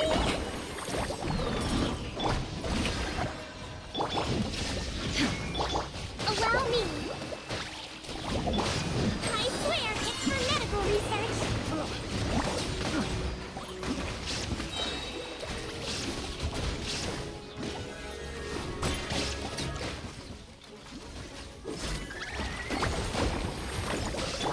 Shine down! Sir! Rust and rebuild! Yoo-hoo!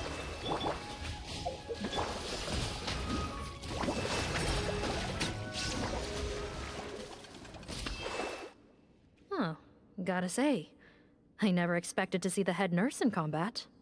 Some patients respond better to a more aggressive treatment plan. Did we get everyone? Captain, we finished the head count. Potten's missing. Over there! The door's closing!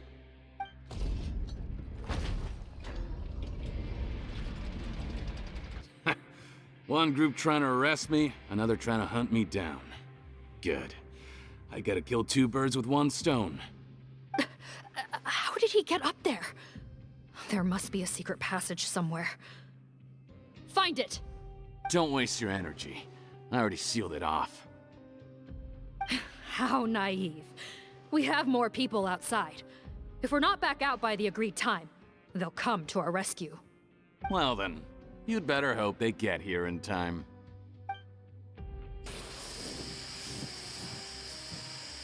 There's some kind of gas leaking from the pipes. Be careful, it's poisonous. This is our distribution center, where we store the product derived from our source solution.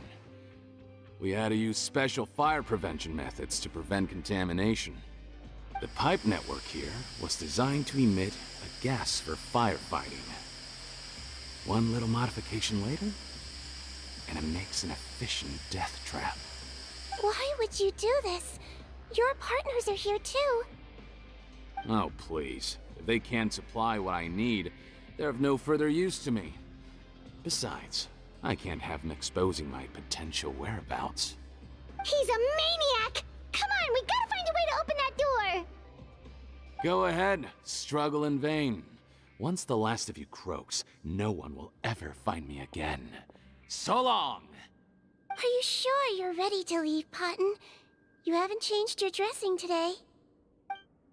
You can't cure my face, just give up. And what if I could? Nice try. You're just trying to stall me.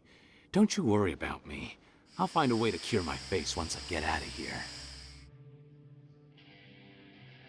Oh, I doubt it. After all, Fontanians can no longer dissolve in primordial seawater.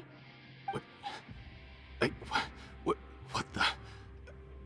How did you... The key component of the face-changing potion is the fluid left behind by dissolved Fontanians. It might look like ordinary water, but it has some unique elements in it. Before the flood, all Fontanians were oceanids, physiologically speaking. A potion made from that fluid could dissolve and reconstruct the face of a Fontanian in much the same way as hydroidolins change form. Theoretically, it could give someone any appearance they wished. But since the flood, Fontanians have become true humans.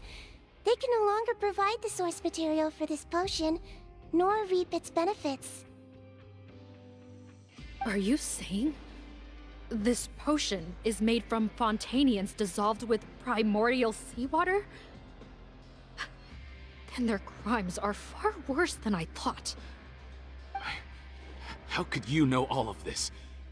No, wait. Of course! Well, well. So that's why you have a human appearance. It also means that I have a formula you're unaware of. The air's getting thicker. It's getting hard to breathe.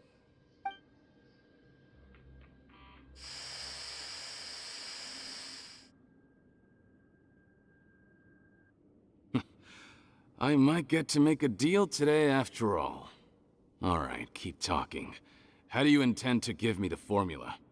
Oh, it's not a formula, but a finished product. I have a bottle of it right here. What? When I tried Rawat's skincare product, I noticed it had a certain special component in it. So I had my friends gather some other ingredients for me, and sure enough, a little experimenting later, I'd produced the potion. I'm guessing his skincare lotion contains the fruits of your joint research? Huh. Impressive guesswork. Yeah, we were his supplier for some of the raw ingredients. But it only contains a tiny amount of the active ingredient. The effect is minuscule compared to the undiluted fluid. Well, I found a way to reverse the dilution process, giving the skincare lotion a similar effect to the fluid it is derived from. That's impossible. If I tell you some of the ingredients, I think you can figure it out. First, you need to combine tainted hydrophantasm tissue with transoceanic pearls at a ratio of around 3 to 7. Tainted hydrophantasms and transoceanic pearls. I see. Can't believe I never thought of that. So, can we make a deal? Sounds good to me. There's a delivery pipeline beneath this window. Drop the potion in, and I'll release you all. Nope, not trusting you that easily. You're like those naughty kids who try to hide their illness. Open the sluice gate first, then I'll hand you the potion. Even if you're not bluffing, your potion won't cure my face permanently. You really think you have any leverage here? I'm not closing the valve this time. Clock's ticking. Fine, then I'll just stand here with the potion in my hand. And when I faint from the poison, I'll drop it and it'll be destroyed. No.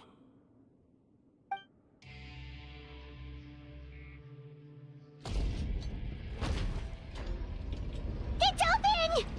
Disable that sluice gate! Jam it! Don't let it close again! That's more like it. In that case, a promise is a promise. Head nurse, there's too much poison gas in here. We have to leave, now!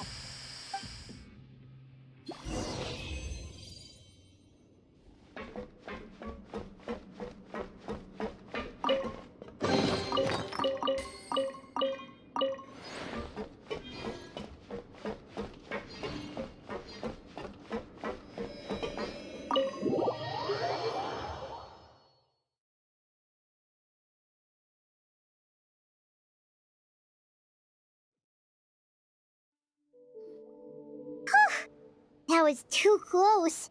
That button is a real nasty piece of work. Oh, don't be too quick to sit down. Moving around a little will help relieve the soreness. Same goes for you, Traveler. Oh, but Paimon, you should be fine, right? Flying fast is pretty tiring too, actually. Anyway, that's not important right now. Paimon's still shocked to learn that there's a whole criminal operation going on behind that skincare lotion. Shame I ended up giving the improved version to Potten after finally making it for you. I'll make you some more, I promise. No, please don't. Paimon doesn't want to use that stuff anymore. Still, it was a pretty good job that Paimon wanted to buy some in the first place, huh? It ended up saving everyone's lives. That's gotta count for something. Yeah, Paimon was just kidding. Head nurse, I've done a final head count of our team and the criminals. Everyone's here and doing fine. We're ready to escort the fugitives back to the fortress of Meripede. It's a shame that we didn't find Rawat. At this point, I'm afraid he's probably deceased. What a horrible bunch. Especially that Potten guy. If he hadn't made good on that deal, we'd all be dead because of him. No, we wouldn't. I always keep a whole bunch of antidotes on me for emergencies, and one of them neutralizes that poison gas. We'd have been fine, even if you hadn't opened the gate. What? Then why did you give him the potion? If this is true, I must concur. Sorry to be blunt, but I think you made a bad decision by handing him that bottle. If he changes his appearance and flees Fontaine, it's unlikely that we'll ever find him. No matter how cooperative his accomplices are when we question them. No, you don't understand. I gave him the potion precisely so we could be sure where he'll go next. What do you mean? We gotta hurry. She won't last much longer.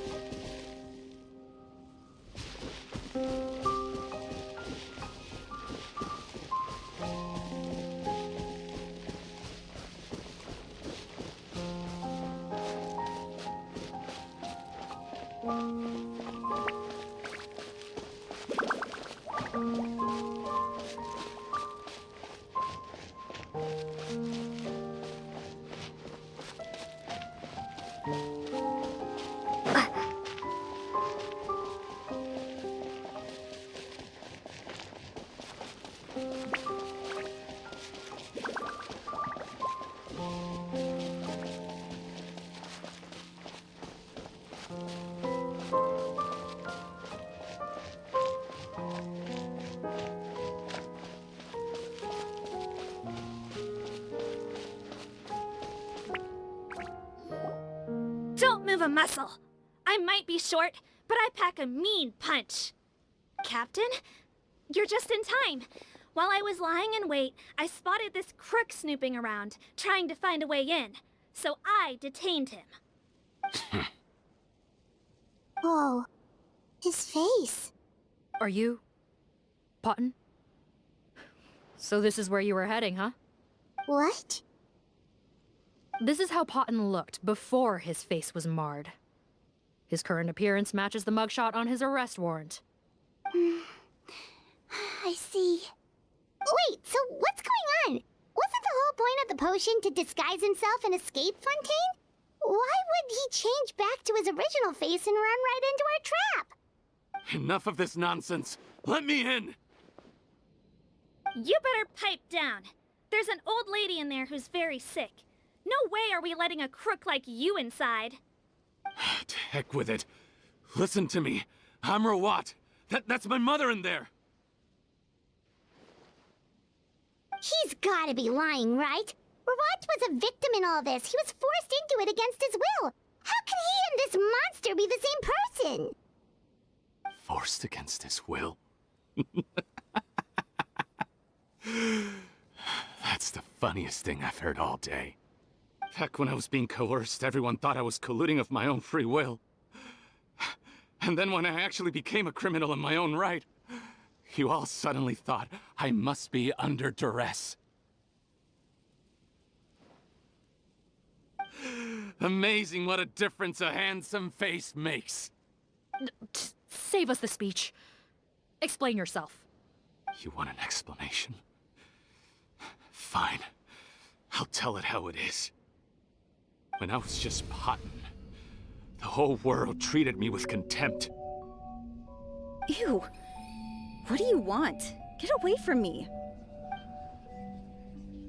Women despise me. Collaborate? You don't look like much of a researcher to me. My peers scorned me. Mr. Potton, was it? I'm most interested in your research. Consider my offer carefully. I doubt you'll find other investment opportunities. Only villains would work with me. You want out of the game? Forget about it. Turns out, I slipped up a little. Left your picture with some Marechaussee Phantom officers. Easy mistake to make. Now they've listed you as an accomplice and drawn up an arrest warrant. So I suggest you put any thoughts of running away to rest. If you get caught by the guards for being in the synth business, you ain't ever seeing the light of day again.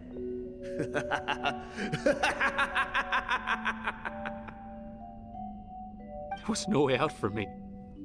Until I could stop being Potton. Mr. Rawat? I... I have something I'd like to tell you. I became popular with women. This new potion you developed is fascinating. Genius, in fact. Would you consider working with me? I'd be happy to sign a licensing agreement. My peers looked up to me. Okay, I'm very interested in your research, sir. You must no doubt have offers from countless investors, so far be it from me to ask for a full collaboration, per se. I merely wanted to express my interest. No pressure at all, naturally. And the villains even began to fear me. Becoming Rawat showed me what a superficial world we live in. But I did not hold a grudge. After all, this superficiality could be made to work in my favor. Or so I thought. But alas, the world seemed bent on finding a reason to make me despise it. Mother, I'm back. How are you doing? Who are you? I bought the best medicine Mora could buy, but nothing would cure her illness. In the end, I hoped she'd at least be able to see her son one last time before she passed, but when everyone else rejected me, the only person who cared about me was my mother. Then, when I became a rising star in the Fontaine Research Institute, I was unrecognizable to her. I have to let her see me again. Even if it means donning my own wretched, ugly face. Well, is that enough explaining for you? Now do you understand? Let me inside already! Have you ever considered if you'll even be able to look your mother in the eyes after what you've done? You found a way to completely change your identity. You could easily have escaped from them. But no, you chose to keep working with them. Why would I want to give up on such a lucrative business? The profits were dozens of times that of the synth business, and it was all above board.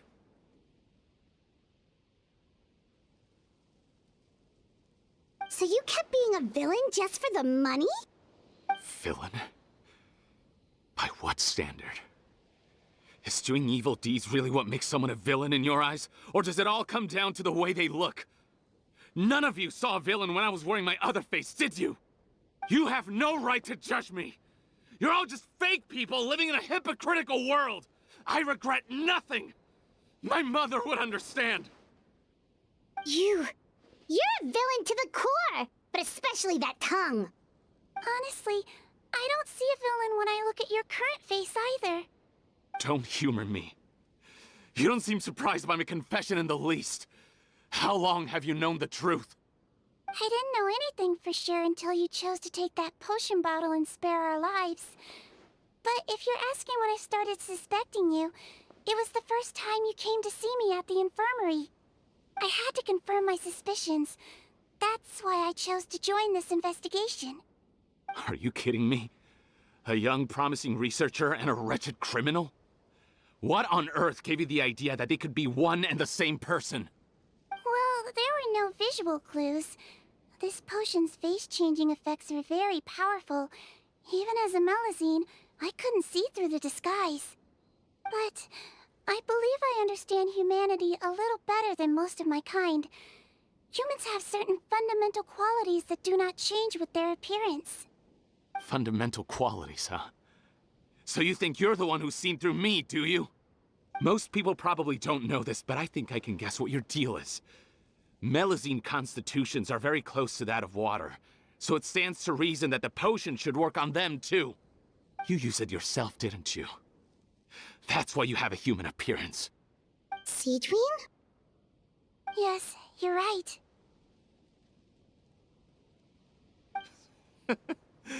I'll bet it was back in the days when Melazines were discriminated against because of their appearance. It was either carry on living in the gutters as part of an alien race cast out by humanity, or become the head nurse of the Fortress of Meripede, revered by all. Not a hard choice to make. It's a no-brainer. So you see, you and I were the same. And I'm the one who saw through you! That's not important right now. You came here to see your mother, didn't you? Well, I can grant you your wish. Huh? Head nurse, I'm not sure that's a good idea in his current state. Don't worry. Back in the warehouse when I traded the potion for our lives, I was doing it to test him. He was willing to risk sacrificing his only chance of escaping capture by opening the gate in exchange for the potion. Also, he could see his mother again. If nothing else, his concern for his mother is genuine. I see. So before you arrest him, please allow him to see his mother one last time. The Traveler and I will accompany him. You have nothing to worry about. All right. I understand.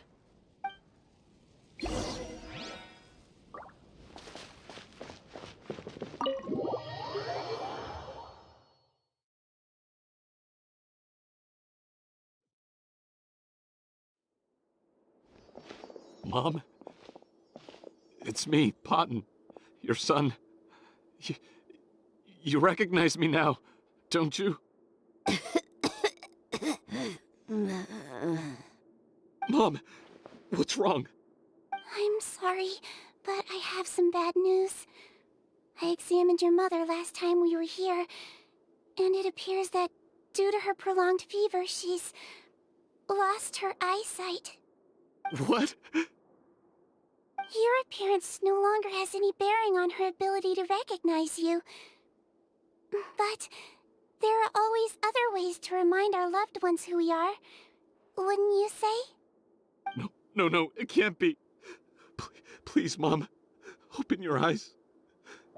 It's me, your son, Potton.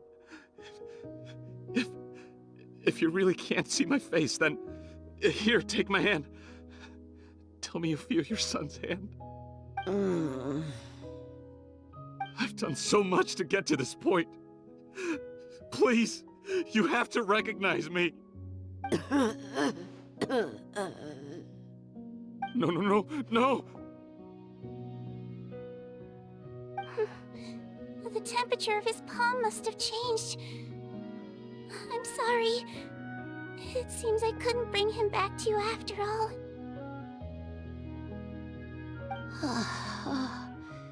It's you. Thank you.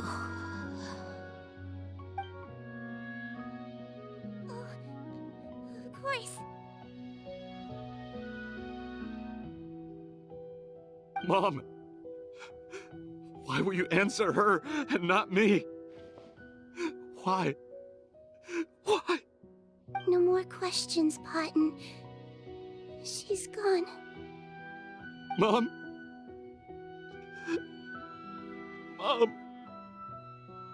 I'm sorry to say this, Potton, but you and I are not the same.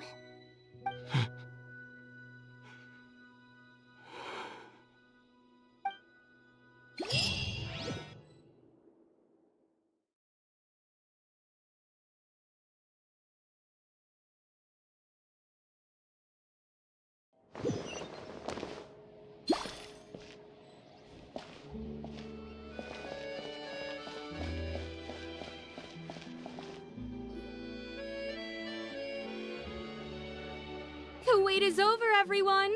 The sale of our new skincare product, Romaritime Essence, will now begin. Another skincare promotion! And it's selling as fast as last time. Wonder what people would think if they knew what was in the last batch. Oh, Sigewinne's here too! Hey, Sigewinne! Oh, Traveler Paimon, hello! I hope you two got a good rest yesterday after all your hard work. Of course! Nurse's orders, right? Anyway, are you here to take notes for your next article? Actually, I'm mostly here to help Officer Morgan wrap up yesterday's case. Ah, that reminds Paimon. That stuff sold like crazy, didn't it? Is it gonna cause huge problems? Nope, there's nothing to worry about. Unless modified, Butterfly Dew is an excellent skincare product that's completely safe to use. Besides, officers have already retrieved all Butterfly Dew purchased on the market.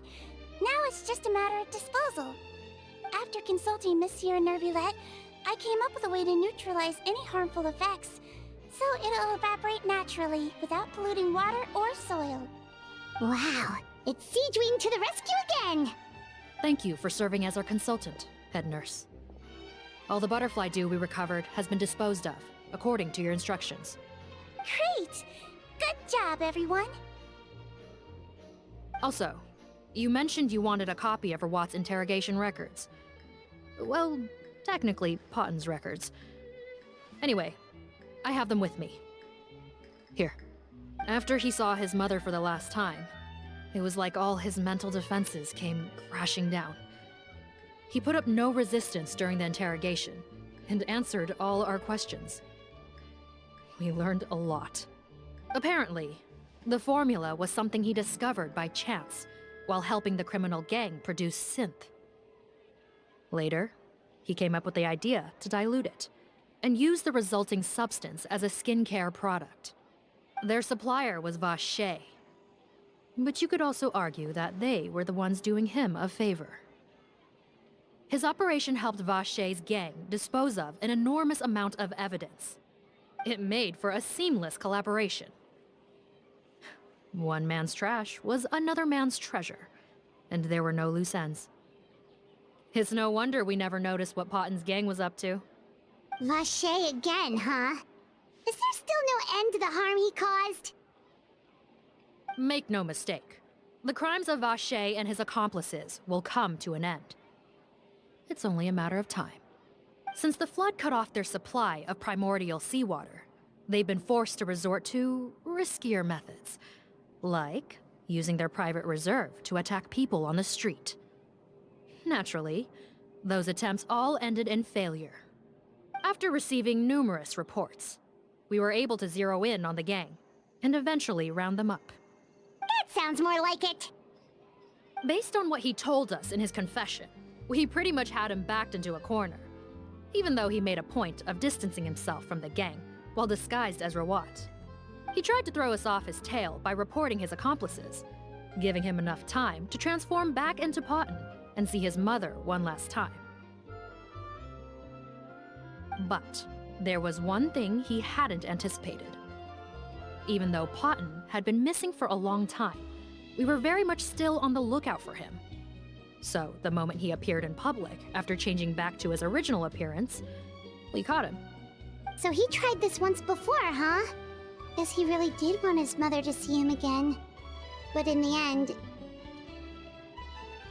Looking at the interrogation records, it seems like he spent the first sum of money he earned as Rawat on his mother's treatment. Yes, which is why I suspect that his initial motive for using the potion was not personal greed, but a desire to become somebody who had the power to save her. Even so, he went too far. In the end, he got what he deserved. I understand. Thank you for bringing me these records. Why did you want them anyway?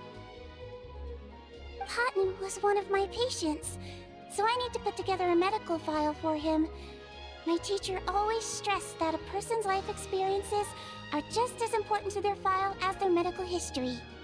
Why are you still treating him like your patient? Isn't he kind of beyond redemption now? That may be true, but a patient is a patient, regardless of the choices that bring them to my care. One last thing, head nurse. Please keep everything you know about this potion a secret. It would be for the best if most of Fontaine knows nothing of its existence. I know my fellow officers and I will be able to sleep easier if that's the case. Of course. Not to worry. Thank you for understanding. I'll take my leave then. So, Sigewinne, did you really use that potion yourself? Why do you sound so surprised, Paimon? I told you all about it. It was quite a while ago now. You mean that story about the witch and the potion? So it was really, actually, genuinely a true story? Yes, it really actually genuinely was. But... I know. There are some secrets I can't tell anyone about. But considering everything we've been through together, I know I can trust you with them. Before I tell you though, could you follow me somewhere? I want to pay my respects to an old friend. Of course!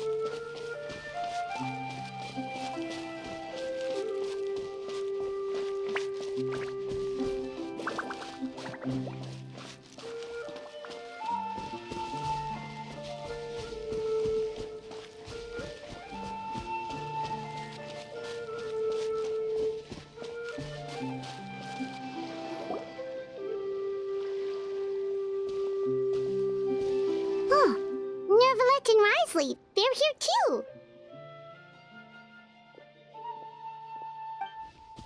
Good to see you, traveler. Paimon. I trust all has been going well for you?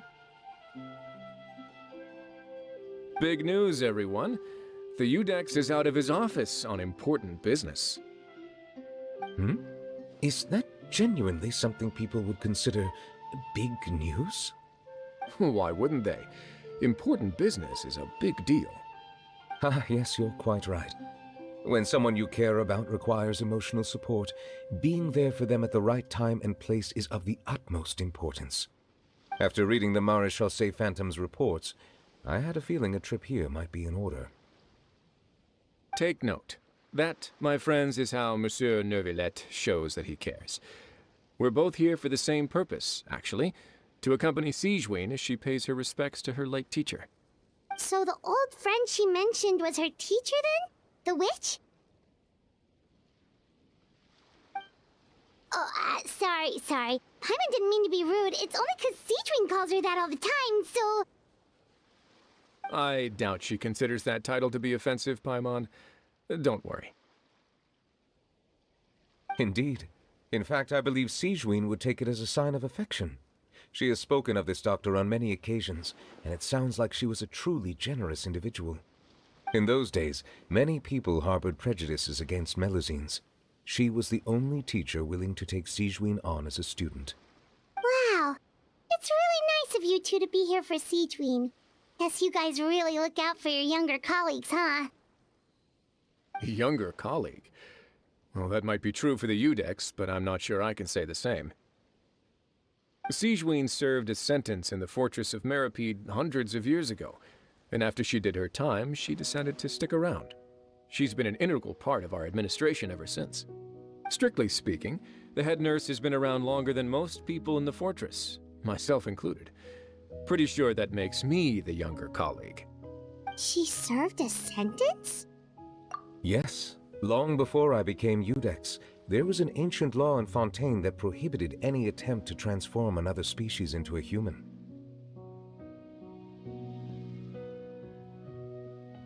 Initially, I and most researchers believed this law to have been imposed due to ethical concerns. But now, it seems more likely that the law was nothing more than an insurance policy, a way for Egeria to ensure that her people would remain insulated from the truth, thus enabling them to lead more straightforward, happier lives. Ignorance is bliss, as they say. Sigewinne had her reasons for choosing to obtain a human form, but the act was nonetheless in clear violation of the law. Could you tell us a little bit more about what happened back then? Certainly. Sigewinne does not object to her close friends learning about her history. In fact, I first learned of it myself because she confessed the truth to me of her own volition.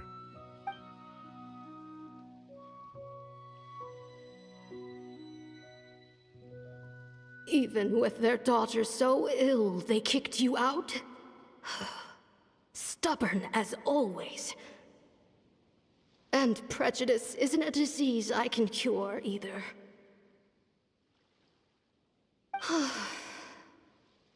Shame that I don't have the energy to get over there.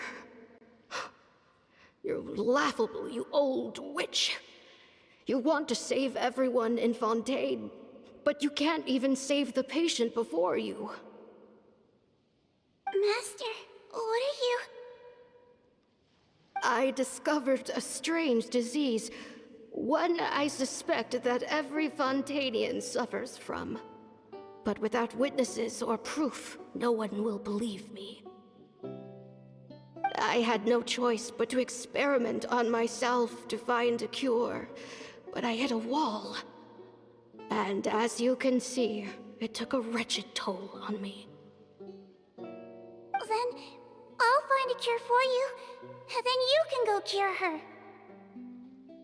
There's no need. I am beyond saving now.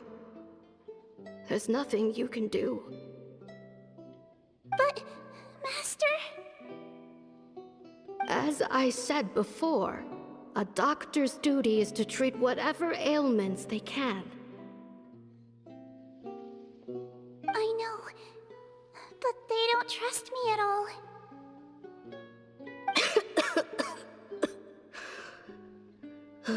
That girl.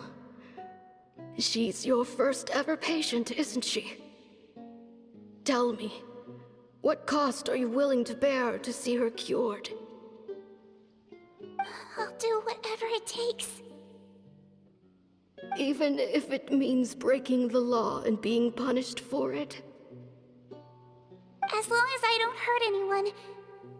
Yes.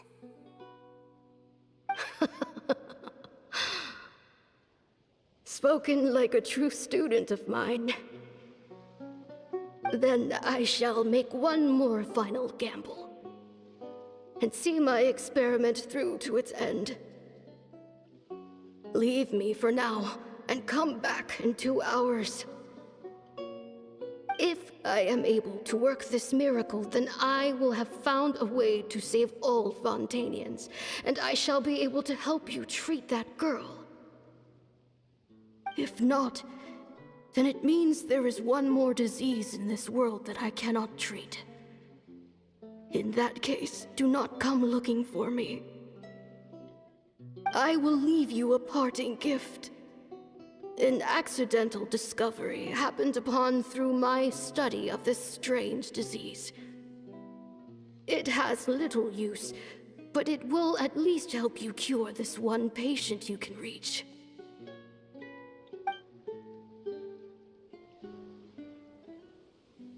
When Sigewinne returned, the miracle had not occurred. She found a potion bottle and a note on the table. After using the potion as instructed, she gained her current form, breaking Fontaine's law in the process. And after I had confirmed the veracity of the events, I gave my verdict. So that's what happened. I fear Sigewinne only understood the full story after the truth about the dissolution of Fontanians was uncovered. When I reflected on all this with that knowledge in hand, I felt a deep sense of regret. As I use the law to uphold justice, there are times when I cannot help but acknowledge its ruthlessness. After the final details of the events surrounding Sigewinne's transformation came to light, I checked several sources and, thankfully, the legal code does not require Sigewinne to shoulder any additional punishment. Wonder how she feels about all this. Since she invited you here, I imagine she intends to speak of these matters with you, no?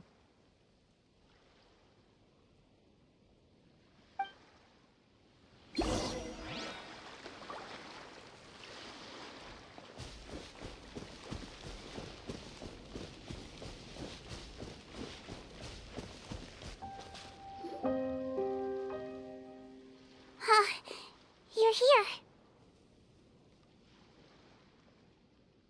The old friend I mentioned was my teacher.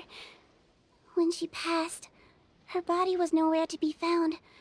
All that's left of her is an empty tomb. And even that's deep underwater now. Sigewinne, the witch who gave you the magic potion, she was your teacher, wasn't she? Sounds like Monsieur Neuvillette filled you in. After learning the truth, it must have been hard to process, huh? Well, to be honest, after I realized what really happened that night, my first thought was that it kinda made sense. It seemed exactly like the sort of thing she would do. But she was planning to sacrifice herself and never told you! That's just who she was. If lying is what it took to get a kid to take their medicine, then that's what she'd do. Alright, but why did you turn yourself in?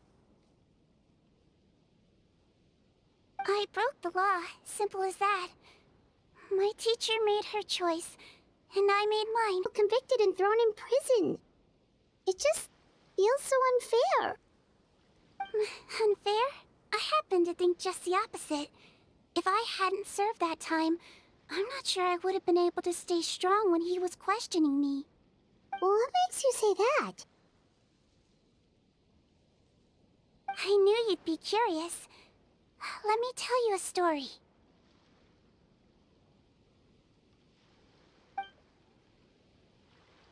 The verdict came down. This Melusine is guilty. The Iudex defended the authority of Fontaine law, but he did not confiscate the Melusine's medical kit. And so, the Fortress of Meripede gained a new little doctor. She still wore her hood and raincoat, even though it never rained in the fortress. Perhaps thanks to her human appearance, no one refused her treatment. She treated more and more patients, and her sentence grew ever shorter. Finally, the people of the fortress could not live without her, and though her sentence ended, she did not leave them either. Then one day, she received an invitation from the outside world. The location seemed familiar, and when she arrived, an old lady was waiting for her. She saw right through the Melusine's disguise, but didn't reveal it. Instead, she asked a question. Tell me, why do you think you gained the respect of so many people, despite being a Melusine? Because I look like a human? It's been 50 years, Sigewinne, and you haven't aged a day. I think everyone knows you are not human. I finally found you, after all these years. I still remember, you know. It was you who saved me that night. But how? I was no longer a Melusine by then. Does it really matter if you're human or Melusine? I remember the warmth of your palm. It's quite unmistakable. And you know what? It hasn't changed one bit. You don't have to hide anymore, Sigewinne. These days, everyone wants to make friends with Melusines. And I think that it's all because of you. I'm sorry I couldn't say this until now, but thank you, Dr. Melusine. Now that's an ending Paimon can get behind. After hearing everything Paten said, I wanted to tell him that it didn't matter who he looked like on the outside. But it was too late. The warmth in his palm had already disappeared. I tried to treat him, but the roots of his problem had nothing to do with his face. I understand. Thanks, you two. I appreciate you being here for me while I talk this through. Oh, it's nothing. Our pleasure. Oh, there's one more reason I invited you here. It's about time I finally give you what I promised. In order to restore the appearances of the face-swapping victims, the Marechaussee Phantom gave me special permission to make a few bottles of that potion. And I made one extra just for you two. We don't need it though. Shouldn't we destroy it? Well, even if you chose to destroy it, I still thought I should give it to you first. You two did so much for me. How could I break my promise? Well, fair enough, but anyway, Paimon's definitely not interested in this stuff anymore. Still, if this is the very last bottle in all of Teyvat, getting rid of it would feel like kind of a waste. Maybe we can give it a special meaning somehow. Oh, Paimon's got it! Melusine physiology wasn't affected by the Great Flood, right? So that means the potion should have a permanent effect on you. In that case, what do you say, Sigewinne? Ever thought about transforming back to the way you used to look? After all, from a Melusine point of view, Paimon bets Melusines look the cutest of all.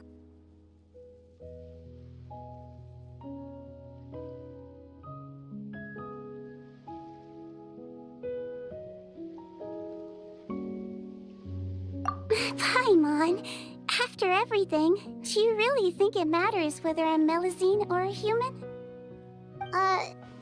Well, what was Paimon thinking? You made up your mind a long time ago. Yeah, let's just destroy this thing. Leave it to me.